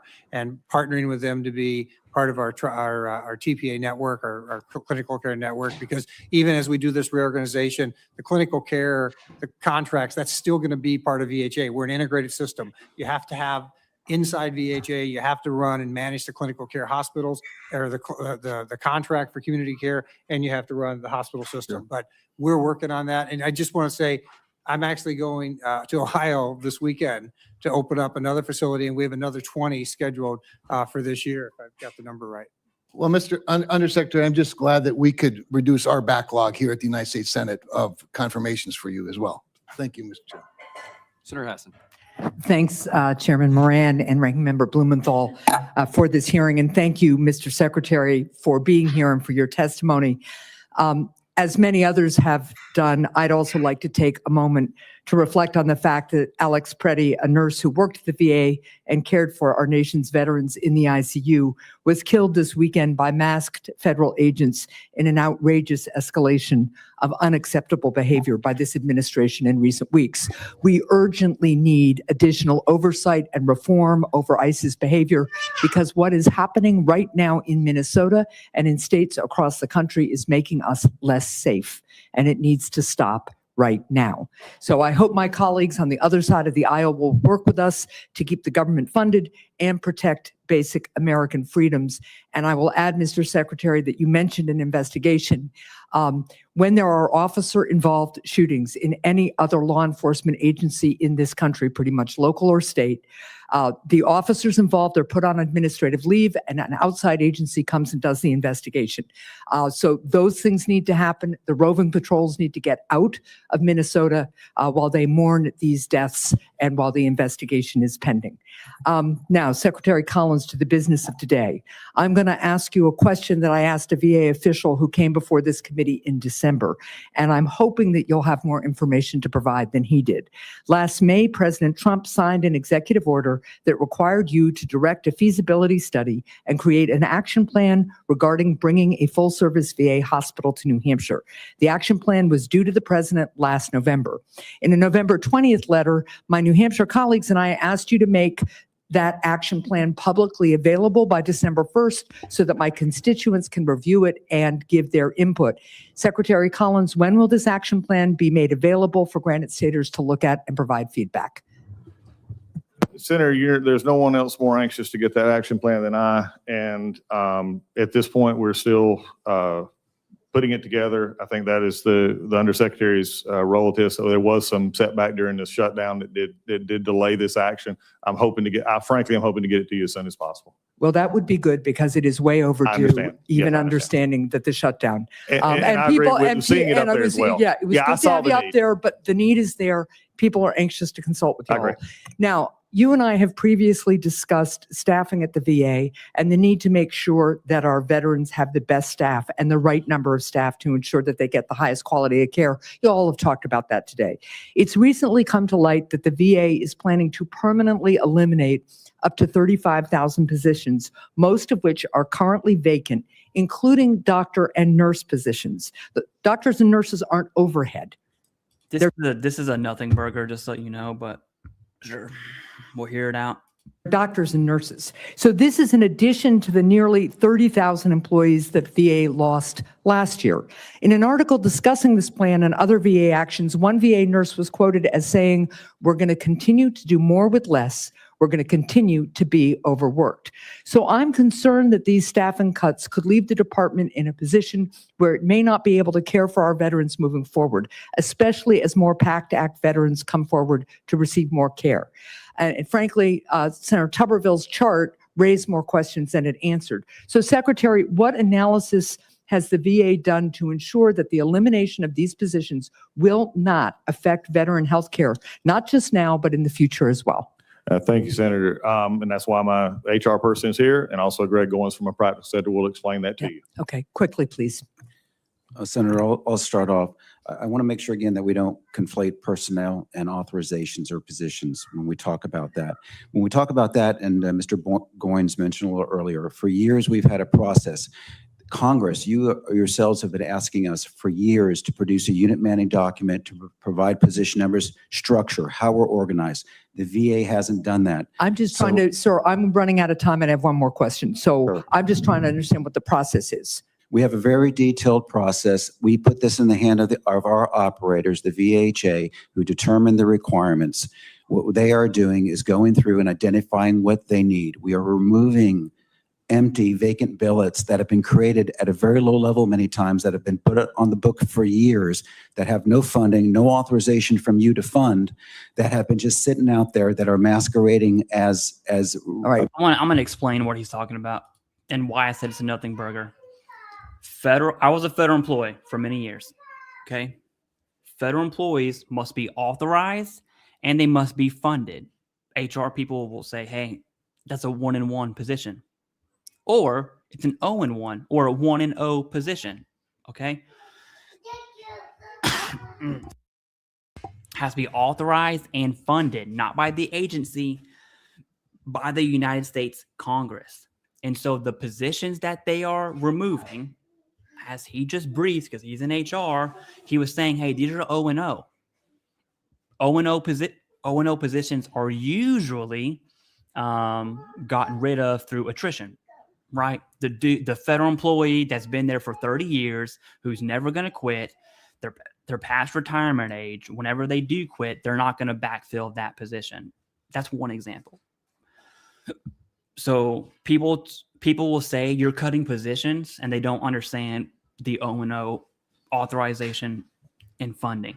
Okay. I only know that because I went through, prior to the fork in the road and the Doge thing, I went through a reorg through the federal government, the Department of the Army, as a federal employee, and they started tagging a ton of positions as O&O or O&1, meaning not authorized but funded. So they're pulling the money from somewhere else, right? And they essentially wait for you to quit, and then they get rid of the position. That's how the federal government loses employees. It's very natural, and they do it in a manner where they're not just going to fire you. Okay, so that's what I hope how I explained it makes more sense. But that's what he's talking about. So when I say it's a nothing burger, they're probably talking about O&O, O&1, or 1-0 positions. And if they wanted to fund them, it is done through Congress, not the VA. So food for thought. I will follow up with you on that. And I'm not an HR person. I just know that because I went through it myself. Will also say when there's a lot of uncertainty and a lot of announcements of layoffs and cancellation of contracts and back and forth, it doesn't make people eager to come work at the VA. That's correct. And if I can just add one thing, Senator. I've only got a few seconds left, and I got to get to this next page because it's relevant to what you just said. As part of the changes that VA is undergoing, I understand that you're also looking at placing caps on the number of employees that each VISN can hire. That was something that was confirmed during committee discussions in preparation for this hearing. So I'm concerned that these caps will affect the number of employees that can be hired from new or expanded VA facilities, like a new hospital in New Hampshire. So, Mr. Secretary, will you commit to hiring more staff to support the expanded care and services that will be available for Granite Staters, we hope, when this full-service hospital finally comes online? Yeah, I will be happy to let Greg answer that because he's actually had experience with what you're just talking about. So this goes back to what I was talking about when Senator Tuberville put up the chart. Yeah. We have never had a strategic approach to enterprise. I thought about buying a newer camera that has an adapter that you can just plug into the wall, but this is my old and faithful camera. It's the only one I've ever owned. Maybe I'll buy a new one day. Maybe I won't. Resource allocation to do exactly what you're asking for. The reason that we have asked our operators in the field, and that's our medical center directors and their executive leadership teams, to evaluate people on board and number of vacancies, whether they're in recruitment or not. So yes or no, caps on number, because look, I've managed large organizations too, right? Yes. And here's the deal. You analyze from the bottom up. You don't put arbitrary caps from the top down.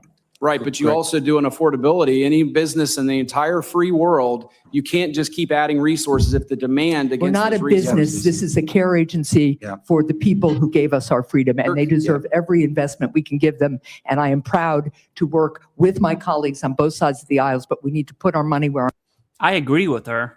There's a missing thing happening.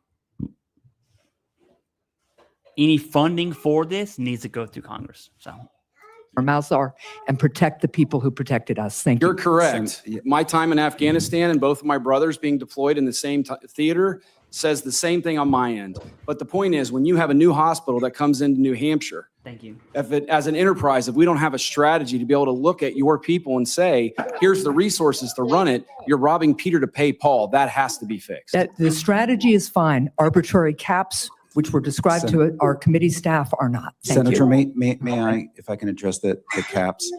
When we talk about it, I mentioned before we didn't have a unit manning document, and I know this a little bit in the weeds, but what we had to do is start creating that. How do you create your structure, to what Mr. Goins was saying?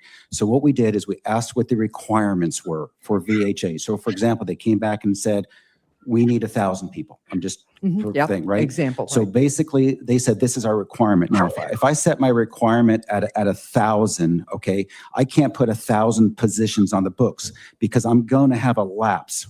That lapse rate is somewhere generally between 7 and 9%. Right. So what we did is we took their requirement, which is, let's say 1,000, we inflated that by about 9% for VHA to say this is now your UMD, so we can create an initial UMD. That cap was set at the requested authorization by VHA to do their mission. Thank you for the clarification. I'll follow up with you because what's really important here, obviously, and I will take you all at your word, is that we have the services and the care for veterans that we need. Yes, Senator. And look, you guys got off to a start where you did arbitrary, you announced a huge number of layoffs, a huge number of cancellations, and we couldn't get any information about any process behind it. So you're at a trust deficit with us right now. Senator Sullivan. Thank you, Mr. Chairman. And Mr. Secretary and your team, I want to begin by thanking you. Her line of questioning was good. That's what we want to see. Like, why can't Blumenthal and what is it? Hiroma, the Hawaii lady. Why can't they do that? You know, you can still have discourse and disagree, and you do that by exactly what she did. On the focus that you're bringing to our veterans, in particular, I appreciate the shortening of wait times for access to healthcare. In my state, you brought the backlog, which got really, really high during the Biden years, down to a much more workable level. I know you've been putting a lot of effort into that, Mr. Secretary, you and your team. So thank you for that. And I know what you're trying to do is deliver better care. You're doing that with a genuine heart for our veterans, as a veteran yourself and still serving, actually. So I want to thank you and your team for all this. It's not easy work, right? This is the biggest bureaucracy in DC, and a lot of people have tried to reform it, and it's a challenge. I want to start by, as you're working through the restructuring on the healthcare side, and I know it's a big undertaking. I have some questions, but the one issue I want to make sure your team continues to focus on, and we've talked a lot about it, is community care. And that is deeply important to Alaska. As you know, Alaska has direct access to community care because of a provision I included in the 2018 Mission Act. And a lot of the VA, if they're not VA officials in Alaska, they don't get that, right? They don't remember that. The provision applies to states without a full service VA hospital. That's Alaska, it's New Hampshire, and I believe now Hawaii. I'm not sure what the status of Hawaii is. And so that's just in the law. And during the Biden administration, there was an internal memo which tied bonuses to keeping veterans inside the VA system. Now, look, I have no objection to veterans receiving care within the VA system when that works.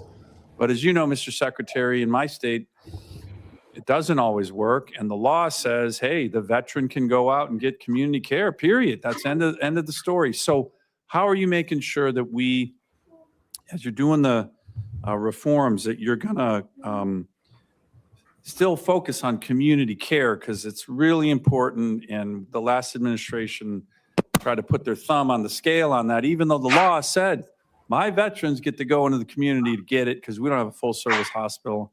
And by the way, we got more veterans per capita in any state in the country in Alaska. Yep. The center of the community care aspect is actually will be enhanced by this, especially with the HSA part of that, actually looking at the needs of individual hospitals. We have several that, if you go to New York City, you have 4 or 5, within just a number of square miles, all urban, all a highly density area, which has a different need than, say, in Alaska, which has the no hospital, but also has a lot of community care. So this will actually give us a more hands-on approach to looking at how each of the systems operate as we go forward. And then our new community care contract, which is, was required to after a number of years, is being let in a way that is going to $1 trillion our ability to do third party and expand our third party network. And if you're just saying, Mr. Bartram would like to answer a little bit of that as well. Yeah, sir, there's no plans to change anything relative to the community care Really structure. what I wanted to hear. I mean, as the undersecretary, both community care and the direct care system fall under my preview on behalf of the secretary. And that will happen even after we go forward. The community care contracts will still be ran by us. Good. It's our program. And one of the things that I want to point out is, as you know, and you've been actively involved in the decision that the secretary made last May on best medical interest. And the best medical interest of allowing veterans to be able to go out to the community when it's the best medical interest of their doctor, which is even outside of the flexibility that the state of Alaska has, that's increased by 66% because of what, of the decision. Good, from because both at the this end of the committee. day, that's what we want, better That- care for our veterans, right. no matter how you get it. Let me ask another quick question, and this is gonna, Mr. Secretary, you and your team, I have skepticism of VISN realignments. The last major one that took place, which went from 21 to 18, completely overturned the system in Alaska. It was an unmitigated nightmare. That wasn't you guys, that was a long time ago. I've spoken many times about the unique challenges. I still want to pitch to you and your team, even as and we're working closely, and I appreciate the outreach with my staff, but want to continue it. But to look at Alaska as a separate VISN. I know this is something that you haven't agreed to yet. That, and then on the HSA issue, we were told, well, if you're not your separate VISN, because you're very unique challenges and you've had challenges when there's been VISN reform before, it really collapsed the system in 2015 and 2016 in my state, that at a minimum, there would be an HSA solely committed to Alaska. And then we heard from your staff, well, maybe the HSA is going to be combined with Hawaii. No offense to Hawaii, I love Hawaii, but we don't need to be combined with Hawaii. That's not a good idea. And I don't even think Senator Hirona would like that idea, right? So I'm still pushing for some structure that gives my state some ability to have you guys look at the unique challenges, because whenever we're put in the place with other lower 48 communities, it's so different up there that mistakes get made. And the last time this happened, it wasn't just a mistake. The system collapsed in my state and thousands of veterans were not served. So can I get your commitment, Mr. Secretary, and your team to continue to work on advocating for this? I know you're looking at it. I know you're skeptical, but I am not done making my arguments with you. Well, I've learned from my Air Force career and also my previous, when I started the Navy, work with my Marines, I don't continually to go up against Marines and not try to at least find a solution. So we're going to continue to do that, Senator, as we look forward. And that's one of the reasons we're here today. I know, and I get it. And look, I appreciate you coming. You get worked over in this committee and you're taking it, and that's part of the oversight role. And my colleagues on both sides of the aisle do, but you do it with class and dignity, and your team's heart is, in my view, in the right spot. It's about taking care of veterans, number one, number two, number three. That's what the VA is all about. So if I got your commitment to continue to make the advocacy for my state, that's what I want. So Senator thank you very Gago. much. Thank you, Mr. Chair. Well, first, I'd like to just take a moment to acknowledge the life of Alex Preddy. He was a VA nurse. For us that have used the VA, we're lucky to have men and women like him who take care of us in some very, very tough times. And it's a sad situation that he was murdered. But let's remember for his dedication. Remember him for his dedication to his country and to many of us veterans that use services with the help of people like him.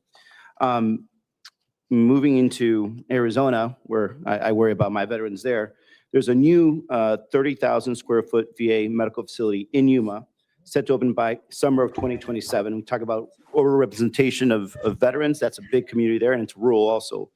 It's supposed to provide comprehensive local care for veterans and reduce the need for travel. So services will include primary care, women's health, therapy, lab and imaging, optometry, and audiology, all in one location, which is great. However, under the new staffing caps, the Yuma facility would not be able to hire any new staff. Their only option would have to be pulled from other understaffed hospitals, and Arizona is still a growing state. So how can you guarantee that veterans in Yuma will be able to get medical care if these staffing caps are still existing? And how can I look at my constituents in the eye and tell them that this VA does not really understand that you're going to be Champion right here. Peter to pay Paul, and potentially Duckworth. not creating a fully functioning system in one place and or another place? Yeah, Senator, you're one of the reasons I think an underlying secondary reason, if you look at it, your state along with the whole Southern is why we're doing this reorganization. And Mr. Goins talked about that a minute ago. I'd like him to explain that a little bit further, how we can actually reallocate assets for those things. So I know you're talking about Arizona, and I know that's important to you, but I'm going to use a couple other examples where we have a similar effect. Nashville, Tennessee is one of the fastest growing markets in the country, along with the areas of Arizona that you've discussed, along with that whole southeastern Sun Belt area. The problem we've experienced in the past is because we have not created a system that ultimately aligns resources in the way Mark described, a Manning document, if you will, with the overall demand and needs for those growth areas. We have created pockets where we have far too many, in theory, resources. We've got to take our time to make sure that those are allocated appropriately on an enterprise level so that we can then reallocate resources in places where veterans are moving. And we know that happens to be in that same market. Veterans are a microcosm of society. So as a result, the goal is not to take what you saw go out saying this, again, based on what Mark said, this is based on overall needs of the system and use that in perpetuity. Over time, that changes. And if we see a higher need in a market like Arizona or Nashville, et cetera, some of those high growth markets, then the expectation is as an enterprise, we don't ask local markets to rob Peter to pay Paul. It's about assigning resources. So, and just to further that, the question is an issue of timeliness then, because it's good in theory, but then, government's not known for making decisions quickly, nor big bureaucracies. So, we're going to be opening up that VA facility. At the same time, you're starting this new process. And what I fear is there's going to be just an absolute drop of that. Now, moving on, kind of also related to that. So as of 2 weeks ago, the average wait time for new VA patients for individual mental health appointments in Arizona was 51 days. And I don't have to tell you guys, especially from my personal experience, when people have problems, we need to get them in to see somebody. The national average was around 35 days. So what is happening in Arizona that we have that 16-day difference, and also growing from what I understand, which could be extremely dangerous, to prevent, the veteran suicide or other problems. So in short, I'm not showing, again, I think there's a discrepancy in what you guys are presenting and what was presented earlier from Senator Blumenthal. I'm not showing the current national average of what you just said. What is your natural average? New patients or established patients? New patients. New patients are at 18.8 days as of yesterday. And for Arizona? I don't have Arizona sitting in front of me, but I can look at that and we can get back to you. Now, here's what I'll tell you. In almost every single market where we have extremely high velocity of growth for veterans, the wait times are more challenging there than anywhere else in the country. No, I understand that. But then now you have this program where you have caps and you're not going to be able to necessarily react into the timely manner when you have, if you want to call it market demand. And, unlike, business where you're talking about potentially lives of veterans that are on the, nice edge of suicide. So, these are all really good MBA ideas, but when you're actually dealing with real people, this gets very dangerous. And Senator, let me I agree with you, but let me also just point out a fact that we're looking at we talk about FTE calculations, we saw with the numbers. In Phoenix itself, the number was 24% FTE growth over the last 5 years, 11% contact with the patient. So 11% not only went up 11%, 24% FTE growth. In Northern Arizona, 39% FTE growth at, again, only 11% actual contact. Southern Arizona, 18-2. These are showing that we can, and this is why we need this system to be able to move people where they need to so that we can handle areas such as yours. So again, I know it's all in the middle, but we're working. Right, so FTE doesn't necessarily mean that it's the appropriate people that are actually dealing with mental health. It could be the janitor, things of that nature. So, exactly. So I just want to make sure. Hit while we're doing this. Yeah. Thank you. I'm not sure it's working in the way in a timely manner that's going to bring services to the people as they need it. If I could say real time, because it is somewhat sticky, right? I said earlier, private sector, just lay people off. We're not going to do that. So over time, we have to do it kind of through attrition where it makes sense. In the meantime, what we have told our facilities and our network directors, if there is a critical need related to direct clinical care, put your hand in the air, give us a call, and we will make sure that you have the resources that are needed to care for veterans. Well, I'm just going to go ahead and tell you right now, they're going to need that in Yuma right away. It's hard and difficult to get people to move there because it is a desert, it is rural. So it's going to be extremely difficult to get people to volunteer to move there. And I think it's critical that you get ahead of that and not wait for a demand signal to come. Thank you, Senator, for bringing it up. Senator Sheehy. Electronic health records. Go. God, I love my seals. Electronic health records management, as I stated last year when I was being confirmed, was an absolute and unmitigated disaster. It come through 2 administrations. In fact, the previous administration just frankly gave up, threw their hands up in the air and said we quit after billions of dollars being spent. I promised this committee last year when I was sitting in this table that we would, that would be one of the first things I addressed. I did exactly what I said I was going to do. I sat down with our people first and I said, what's the problem? I heard all the whine, whine, moan, bitch list that everybody had. Then I took it and I went to Oracle, who is the provider. And I said, okay, tell me what your problems are. And they wanted to blame us and they told us what their problems were. A week later, I set them both in the same room and said, okay, let's talk. They began very friendly back and forth until I started telling them what one said about the other. And all of a sudden we got real. Then I set them in a room for a time to say, okay, let's get this together and figure out a plan. After 2 days of sitting in a room and figuring it out, we figured out that number one, VHA had way too much non-standardization in their plan. In other words, where we started in Washington State, which Senator Murray and I have talked about, which is a disaster, they were allowed to basically design their own systems while the cerner at that time was just enabling it and letting it happen. So they can't talk, they couldn't do anything. We have had over 5 years of study looking at what happened and went wrong. After that was concluded, I said, we're going to standardize our process. We're going to standardize what we do. VHA is no longer going to be the sticking block here. We're going to get to 90% of what the standard product is that we're being offered. The 10% where we need to customize, that would be the only part we did. And we began the process. After this Senate confirmed Dr. Lawrence to be our deputy, which is statutorily under his realm.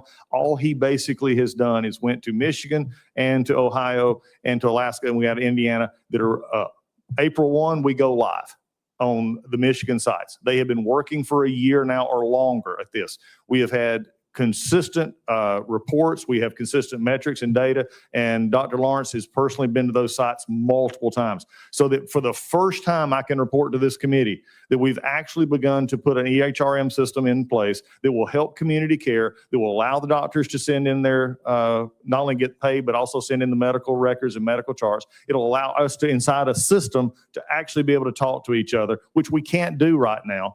This is the first step of that. And our hope is that when we come into this after April, we get into June, and then later this summer, we'll have a momentum built up for our next phase of 27. For the first time, there is an honest plan looking forward. Now, if everybody looks backwards in this, I understand. You have every right to be skeptical. Every right to be skeptical.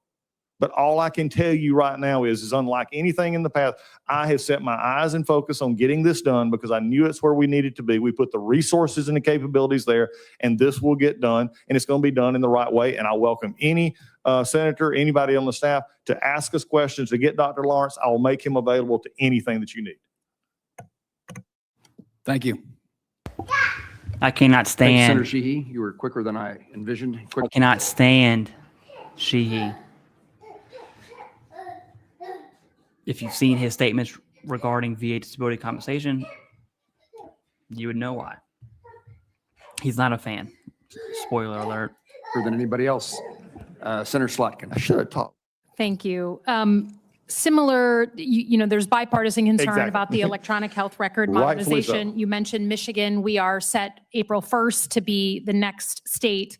And I'm going to take you up on this offer that you just made to have Dr. Lawrence come and brief our bipartisan congressional delegation, because I think from both Democrats and Republicans in my state, we are concerned that we have a little bit of a perfect storm. One, you decided to triple the number of locations that are going to go through modernization this year. So we feel like in Michigan, maybe we won't get the attention, that we need. And you're right, Washington was a disaster. Number two, we have over 1,000 vacancies right now at our 4 VA hospitals. Some of them say they're having trouble getting waivers to hire people to help with this. We need to speed that up. And then number three, we haven't seen you guys fully implement all of the VA's IG's recommendations. If I'm wrong about any of that, please just agree to have Dr. Lawrence come and brief our bipartisan delegation. That's all I want is permission to do that. I want to talk about other things. So if you're willing to have him come down, just tell me so, and we'll pepper him with questions. Okay. Set the date. Great. We will set the date sometime before April 1st. Also, can I do say one thing? I'll make it quick. I promise. OIG reports and recommendations were based on a screwed up, backwards system that is not in place anymore. So anything that's referenced to the OIG report, in all fairness, is like looking at a 1945 novel and not describing That's fine. it for I today. just want us to have Democrats and Republicans from Michigan be able to ask questions to the guy who owns the transfer. Okay. Now, I want to turn to the topic my colleagues have been talking about, which is Alex Preddy, your employee, the ICU nurse who was killed over the weekend by Border Patrol.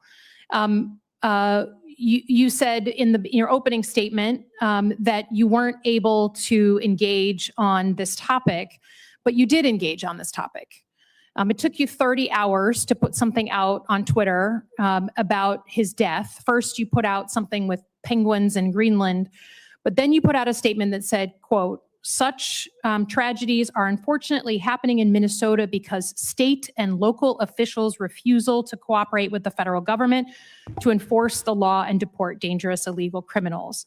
Was Alex Preddy's death the result of the mayor of Minneapolis or the governor of Minnesota?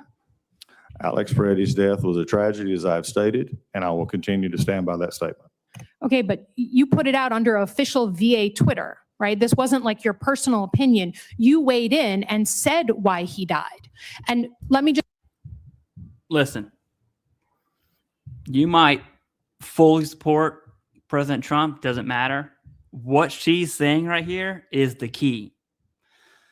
Is that it's not Doug Collins said this.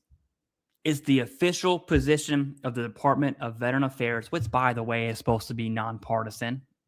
It's the VA. It's not a Trump of any administration. It's not an arm of any administration. That's the big point. Veterans do not care about political stuff. Benefits, healthcare. Take care of veterans, period. No one wants emails of Trump this and Trump that in their va.gov email. That's the issue. Okay? Now, she's saying this about the current administration. You just go back a couple years, you know that administration did the same dang thing. Okay? We're tired of it. Tell me why I'm getting emails from the Department of Veteran Affairs talking about how amazing Trump is. I don't care about all that. Healthcare, benefits, take care of veterans. That's it. So you might disagree with her position. That's fine. Right, left, I don't care. What she's saying is extremely important. We do not need offices of the federal government taking sides. It's not what they're for. Right? Let Fox and CNN and the president do all that stuff. Just ask, right? He was your employee. You know that people who work for the VA can't just walk in. They're vetted. They're properly vetted. We had other cabinet officials call him a domestic terrorist and an assassin based on your access to the information you have in the VA and in front of 460,000 VA employees. Was this man, in your estimation, a domestic terrorist or an assassin? What I have said about this as being a tragedy, I will continue to say, and I'm not going to make a characterization on something someone else said. It's not, you said that it was the result of local officials blocking their access. You said it. It's not someone else. So if you can't say I made no characterization about Mr. Preddy. You said that his death was the result of, quote, state and local officials' refusal to cooperate with the federal government. Not my words, yours. So you are prejudicing this investigation. You are weighing in on what you think happened. And I just think in front of the employees who have been through a lot this year, that you should at least be able to say to his family that he's not a domestic terrorist or an assassin. Right? People have eyes. They see the video there. And I think we owe him more than that. But to say that you can't engage on it, to say that now that Donald Trump has told the cabinet that now it's okay to have an independent investigation and all, Secretary Noem and Stephen Miller have to walk back what they've said about this poor man in front of his family. Now, I think you can admit that you joined them in prejudicing the investigation of your own employee. And now, can I ask, I understand there was some sort of memorial event yesterday that was held at the VA in Minnesota. Can you say clearly that neither you nor your senior officials tried to stop that memorial from happening? We did not. Okay, because there's an email circulating online right now that says that they were told not to have the memorial and the people went ahead anyways. So I hope that when this email comes out, there's not any of you sitting at this table who had anything to do with the fact that they wouldn't be able to celebrate the life of a man who was killed. Can you speak to that? I can. I've seen the email. That email did not originate from my office or anybody sitting at this table's office. That came from a leadership official in Minneapolis. And so he just woke up, the man who, or man or woman, I don't know, who employed this man, who's dealing with all kinds of. That's pretty wild that leadership said not to have the memorial.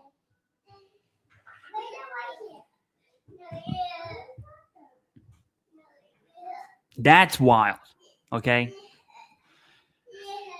No one takes time off like a federal employee. Let me just tell you that, okay? So for that to happen is out of character for all federal employees. Listen, when you can take time off for a memorial or just because, you're going to take it. I promise you that. Fallout and, terrible feeling when people lose that person just woke up and just decided to say that someone else, the higher ups, told her not to have this memorial. She just made that up?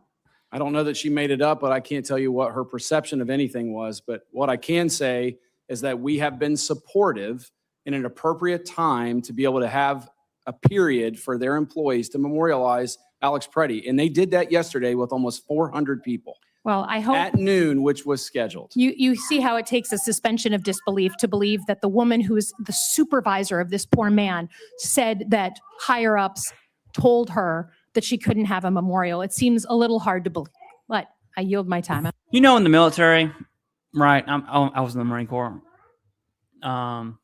The company, I was in the infantry too, so I'll keep it at that. The company commander says, hey, be there at 08, and then it trickles down, right? Platoon commander tells their staff sergeants tell their platoon, or company commander, platoon sergeants, wow, it's been a minute. Then your squad leaders and team leaders, and all the way down to the good old private first class, Lance Corporal, who's at the armory at 3 a.m, and nothing happens till 8 because leadership is stupid. Where the captain said 8, but really the first sergeant who's just salty and probably been divorced 3 times and hates his life and wants everyone to hate their life, that it trickles down. That's what it reminds me of. Okay. So I fully believe the panel and what they're saying. I just think somewhere along the road, you have a leader who is, to be honest with you, a poor leader. I think it's as simple as that. I don't think there's no conspiracy around it. I just think someone in the VA leadership pipeline, not at the top, but someone's just someone shouldn't be leading people. I'm done. Senator Banks. Okay. Thank you, Mr. Secretary, and to all of your colleagues for your leadership, what you do every day to focus on serving our veterans.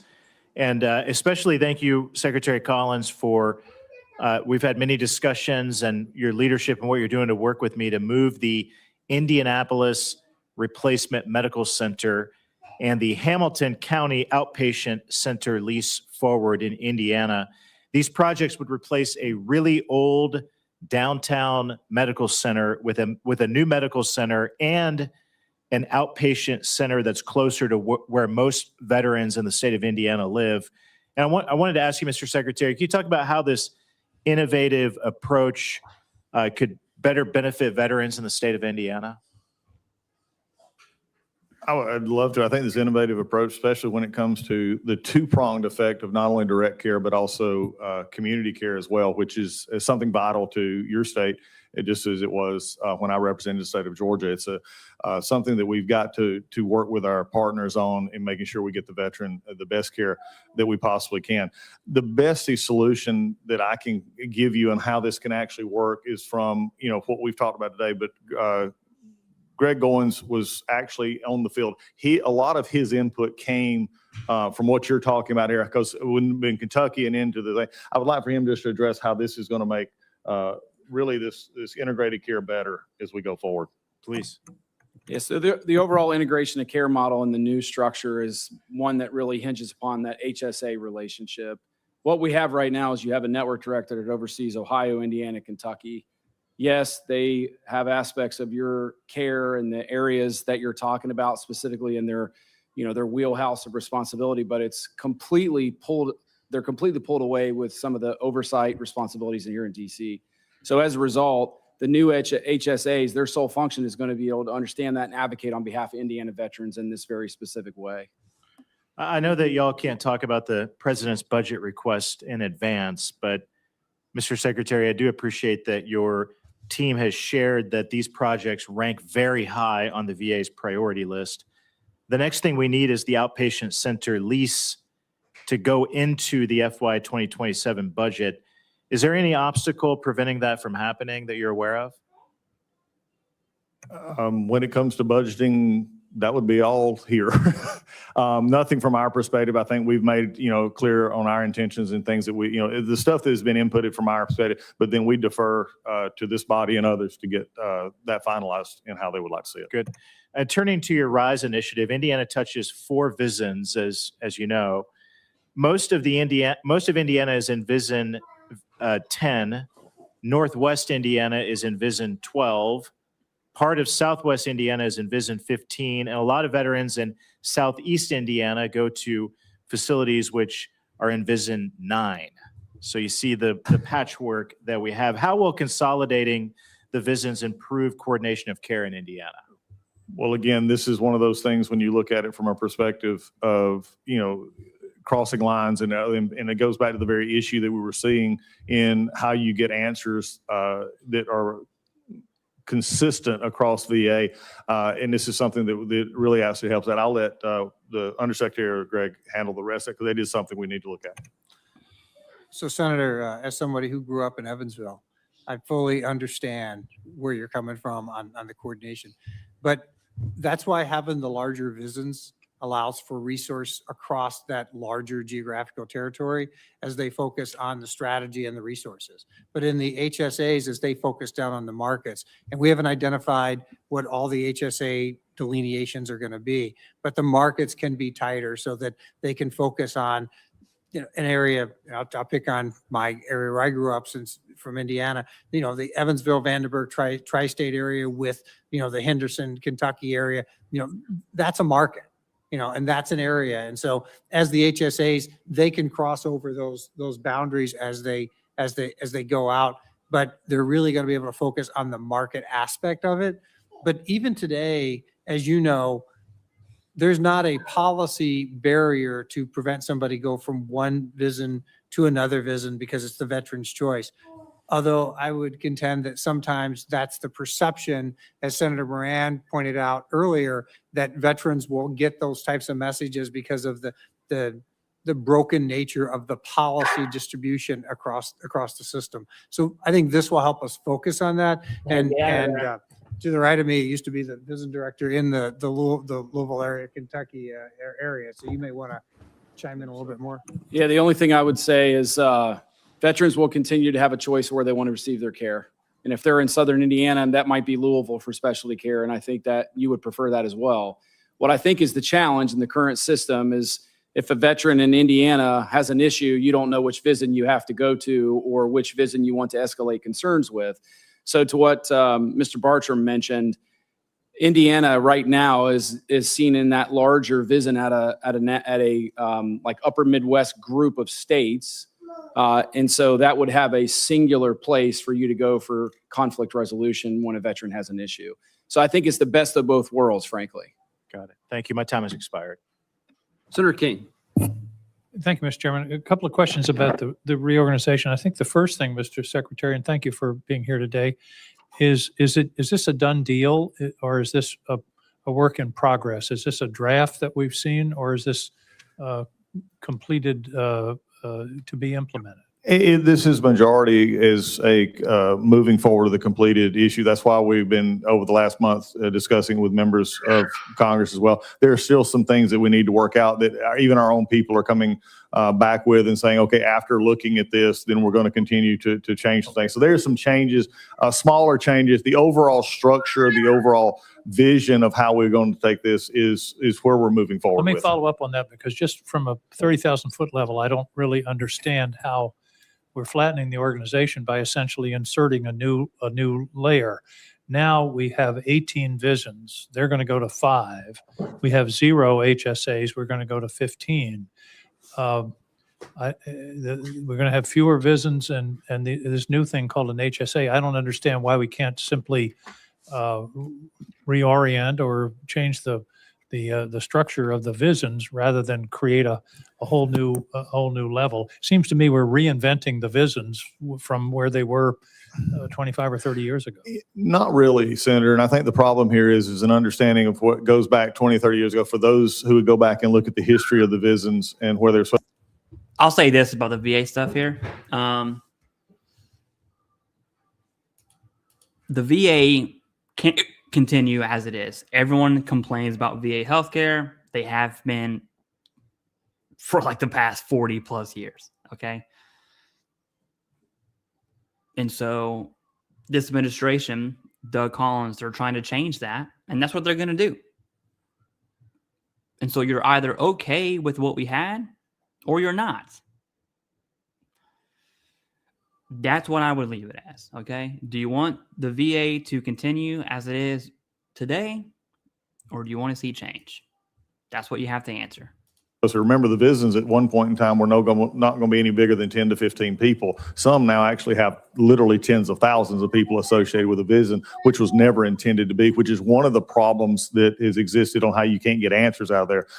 This was one of the, again, key issues for how do we make the executive directors this is what I talk about not being a top down. This is about the center directors and the clinics being able to get direct answers with that. That was part of what Greg was tasked with, is looking for that and can answer that a little bit further. So you have to, if you just look at this on a baseline level, according to what you just said, you could easily make an assumption, which I think would be a mistake, to say that's just adding a layer. Ultimately, this is a fundamental change in the way in which we deliver care, in the way in which we provide support for those that deliver care. No, So it's a fundamental change in the way the organization of the structure is. No, but this you're is still going a- to have VA hospitals, CBOCs, Yes, but community this is, care. this is a fundamental change in the way in which we provide support to those How medical so? centers. Currently, we have one person over a VISN, whether it's 18 or maybe we reduced it to 10, and they have a bifurcated responsibility, one in which focuses on governance, appropriation allocation, and all the administrative things that have to happen through DC, which still needs to happen. For every day that they spend doing that, which is a lot, having lived in that world for multiple years, that's less time that you can spend to actually engage with the facilities providing support. But and couldn't you oversight. just have a deputy in each VISN that Yes, you absolutely- bifurcate that responsibility and instead of creating a whole new layer of I hate to use the word bureaucracy, but that's what it looks like. You absolutely could do that. You could do a bifurcation. The problem is they're still pulled in both directions. The deputy still has to do some of the aspects of what I'm mentioning. This also came from market research. We met with for-profit, not-for-profit, government, and private sector healthcare entities and when we did that market research, we evaluated their organizational structures. This is what is considered a best practice so that you can specialize on the quality and oversight of care delivery as a singular responsibility. That does not exist currently. I'm a little skeptical, as you can tell. I'm not. I commend you for trying to reorganize and improve the delivery of services. Nobody would quibble with that intent. So I just want to continue this conversation and be assured that this isn't going to simply have another layer and have I just want to be sure those hospitals get what they need. Second question in a very short time, the saga, Mr. Secretary, of the contracts. You know that I've been chasing this since last March, and I requested it at a hearing, I think on March 6th, sent a letter to you, and we've all gone through various iterations. Just a few days ago, on the 22nd of January, we got a supposed new list of the canceled contracts. It turned out it was the old list, and the old list is full of obvious mistakes. It lists $79 billion worth of canceled contracts, which is more than the whole contract amount in the VA. So there's obviously something wrong with that. There are also 79 contracts listed as being canceled, which were canceled during prior administration, some as far back as 5 years. So could you please clean up this list? And I just want to know what's being canceled. And this has been a saga now for almost a year. Give us a clean list of what, I don't understand why this is so complicated. What contracts have been canceled? What do they do? What are the amounts involved? And I think that's a straightforward request, but so far, it hasn't been honored. Thanks, Senator. We'll work to alleviate your concerns and do what we can do in that. As we go forward to the contracts, and if there's a specific contract that is of concern, that is always the issue we have, but I'll make sure that you're I aware. just want to see a clean, realistic list without these obvious mistakes. I understand. And let's follow up. One more quick question about the reorganization. There were a number of parts of the structure that aren't listed in the new system: tribal health, women's health, national chaplain service, research oversight, readjustment counseling, human capital management, patient advocacy. They've disappeared from the organizational chart. Can you assure me that those functions are still going to be addressed in this new structure? Yes, sir. That's a pretty straightforward. It's a straightforward answer for a straightforward question. Thank you. Thank you, Mr. Chairman. Thank you. Senator Duckworth. Thank you, Mr. Chairman. Mr. Secretary, I'm glad that you mentioned my support for co-locating CBOX with our VA rural hospital. I will not accept any Senator Duckworth slander. This woman is a champion, anti-Daniel Gade right here. Will not accept it. So don't try. In fact, I have a bill called the Improving Access to Care for Rural Veterans Act, and it would enable VA to facilitate partnerships to co-locate CBOX. Yet VA opposed it in December of last year in a ledge hearing. My staff has been working to try to set up a meeting with VA for technical assistance to see what we can do to get to a place where you can support this piece of legislation. Can you pin the rose on someone to help us with that? Yes, they're listening to me now. So, and I'll have Don Bergen, who is in this room, and it will happen. Okay, thank you. Mr. Undersecretary, it's good to see you again. When we met 2 weeks ago, I requested the white paper outlining the development of the VHA reorg plan with corresponding analysis. You promised I would get it once you were confirmed. I still don't have it. Put them on blast. That's what I'm talking about. That's how you do it. That's how you do it. I'll follow up with the staff. I know that they had a draft last Friday, so let me see where they're at on that. Okay, because the omission of staffing data from a 9-slide corporate pitch does not change the fact that you removed 40,000 VA employees while planning this reorganization. And if the intent is to free up resources for veterans, then resolving staffing shortages should be at the forefront of every conversation. Senator, Yes. can I appreciate go your ahead. question because that Go is a ahead. very real concern. 40,000 jobs or 40,000 positions were not eliminated to implement RISE, and I'll be happy to let Mark Engelbaum explain that from a personnel standpoint. Well, let's do this, Mr. Secretary. Or I can get the information to you. Yeah, whichever so you that's prefer. going to be Not a my problem. question. Mr. Secretary, did you, I assume that you did a detailed impact assessment that the department did, that you conducted a detailed impact assessment for this restructuring plan to mitigate risk to veterans timely access to health care, right? You did a timely assessment as you're looking at this plan to make sure that Actually, that you mitigated the risks. We are integrating right now the frontline leaders and clinicians to create those exact risk profiles. The point is, the people doing the work are the ones that best know the risk. We couldn't do that just in a small group of people. So that will be done prior to us taking any action. So you came up with the plan before you before you identified and mitigated the risks? No, we evaluated appropriate structures, and then we would create a plan. You start with the current state, you look to the future state, you create an analysis of functions, you create a gap analysis, you do a risk mitigation strategy to execute on the plan.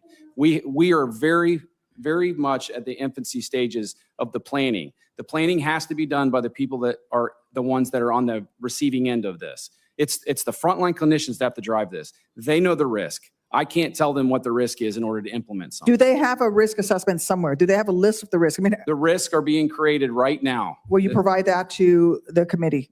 Yes, when the risk assessments are completed as part of the overall planning process, I think that's a reasonable thing to be able to articulate. Along with the mitigation?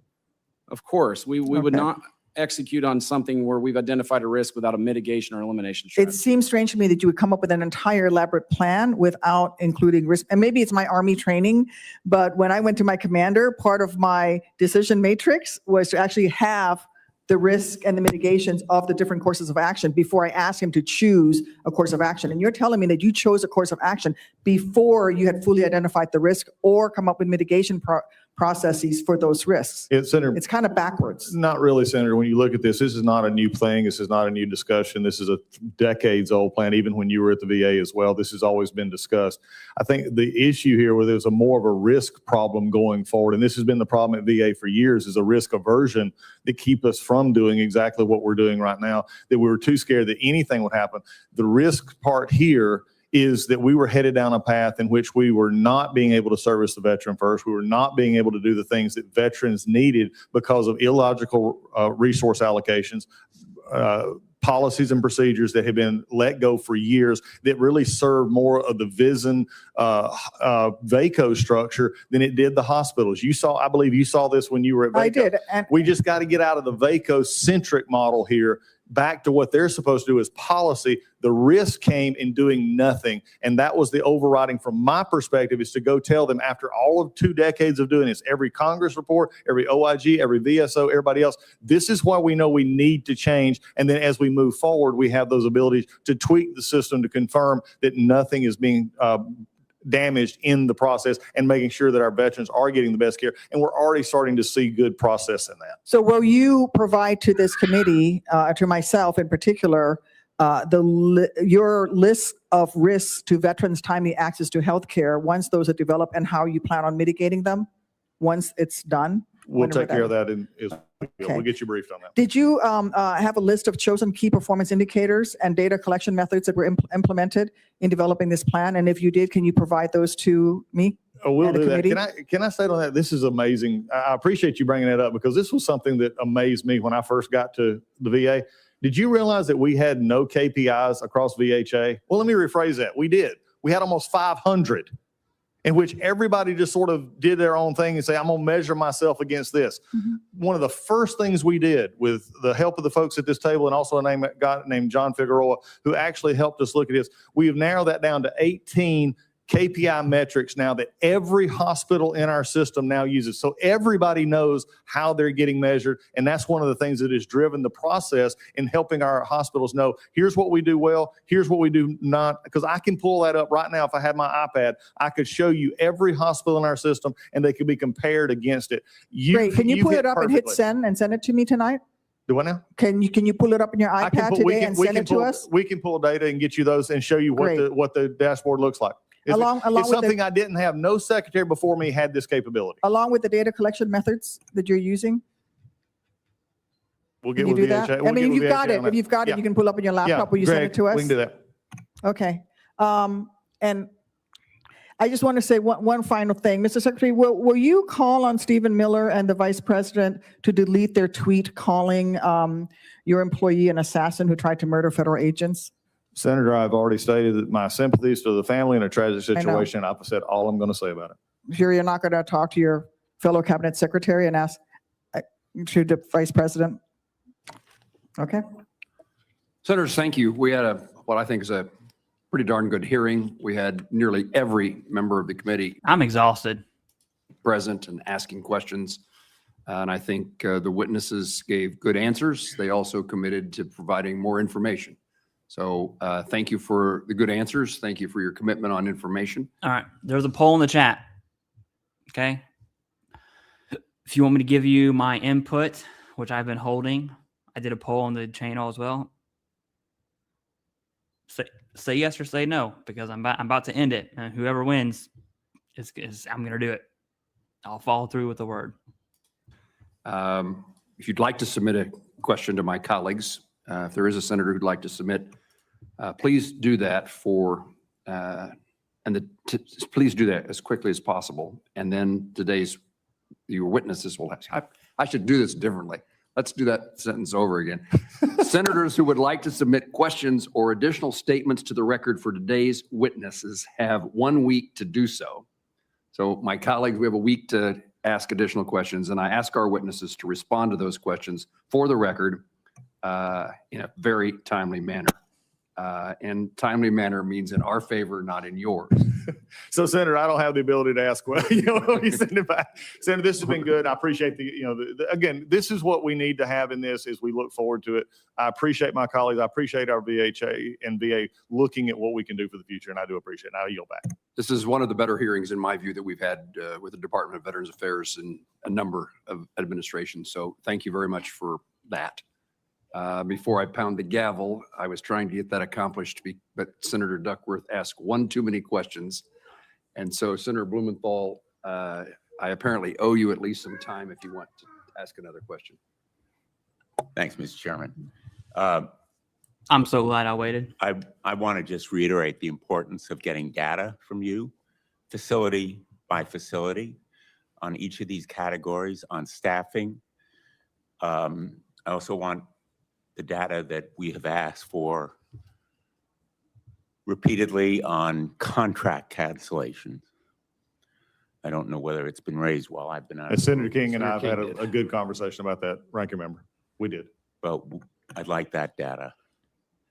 And I'd like to have a commitment that you will meet with us when we invite you to do so on a bipartisan basis. We can definitely arrange those meetings. Okay. Thank you, Mr. Chairman. You're welcome. With that, the hearing is adjourned.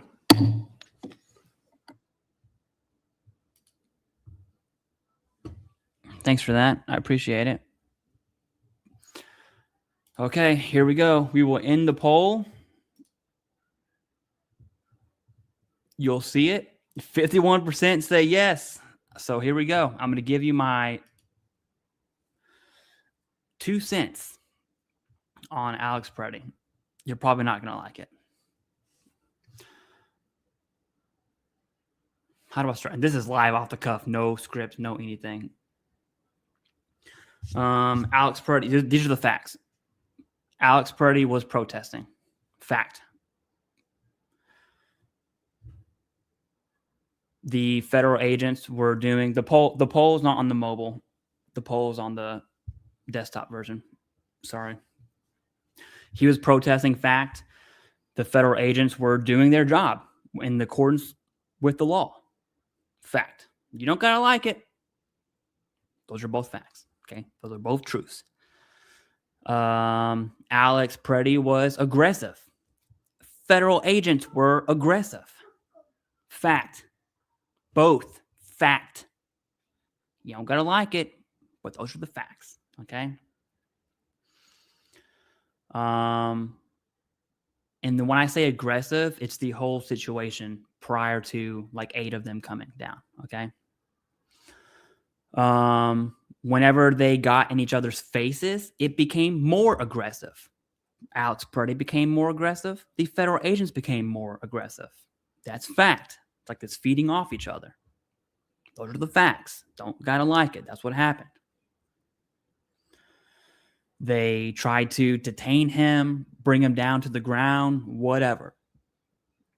In that scuffle, he was certainly resisting. That's a fact.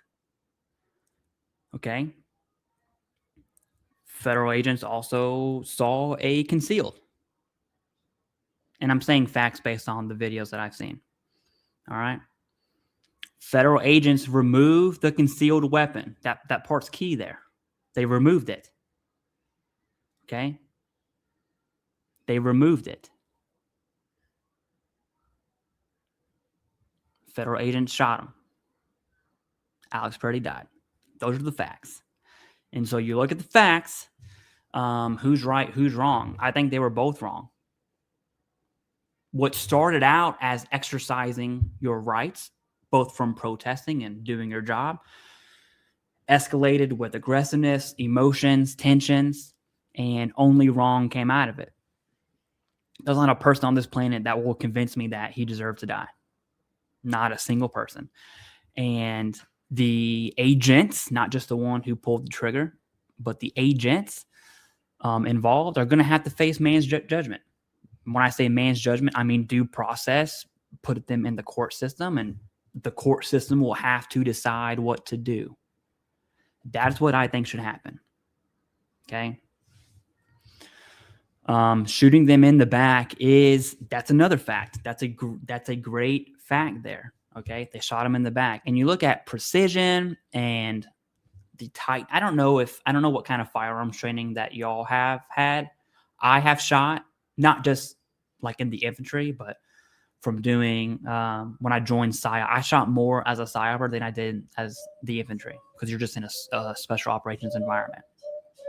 I shot a lot of rounds, did a lot of training. That precision, okay, the decision-making process when you have that many people so close to each other, you have to be 100% sure before you unholster your weapon and you squeeze the trigger, that is the right thing to do. And I gotta be honest with you, I don't think so. I know the heat of the moment, the decision-making process is difficult. The due process and man's court will have to decide that. But my take is, I don't think that was the right decision in the heat of the moment. He didn't deserve to die. He's not, I've seen the comments of saying, he FAFO. That's not the appropriate response. Someone lost their life. An image bearer of the creator of the universe, of God, made in his image, lost his life. That's not something to say FAFO about. That's, may God have mercy on all of us. Seriously. So that's my 2 cents, okay? I think what happened, they were both in the right from protesting and from executing their job. And it compounded into a situation where only wrong is going to happen. And wrong did happen. And man's judgment is going to have to figure that out.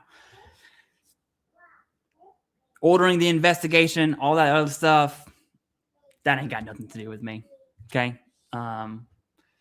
Whether these people see their day in court or not, that has nothing to do with us. You can make that opinion. I think they should, absolutely. And the court should decide, but he didn't deserve to die.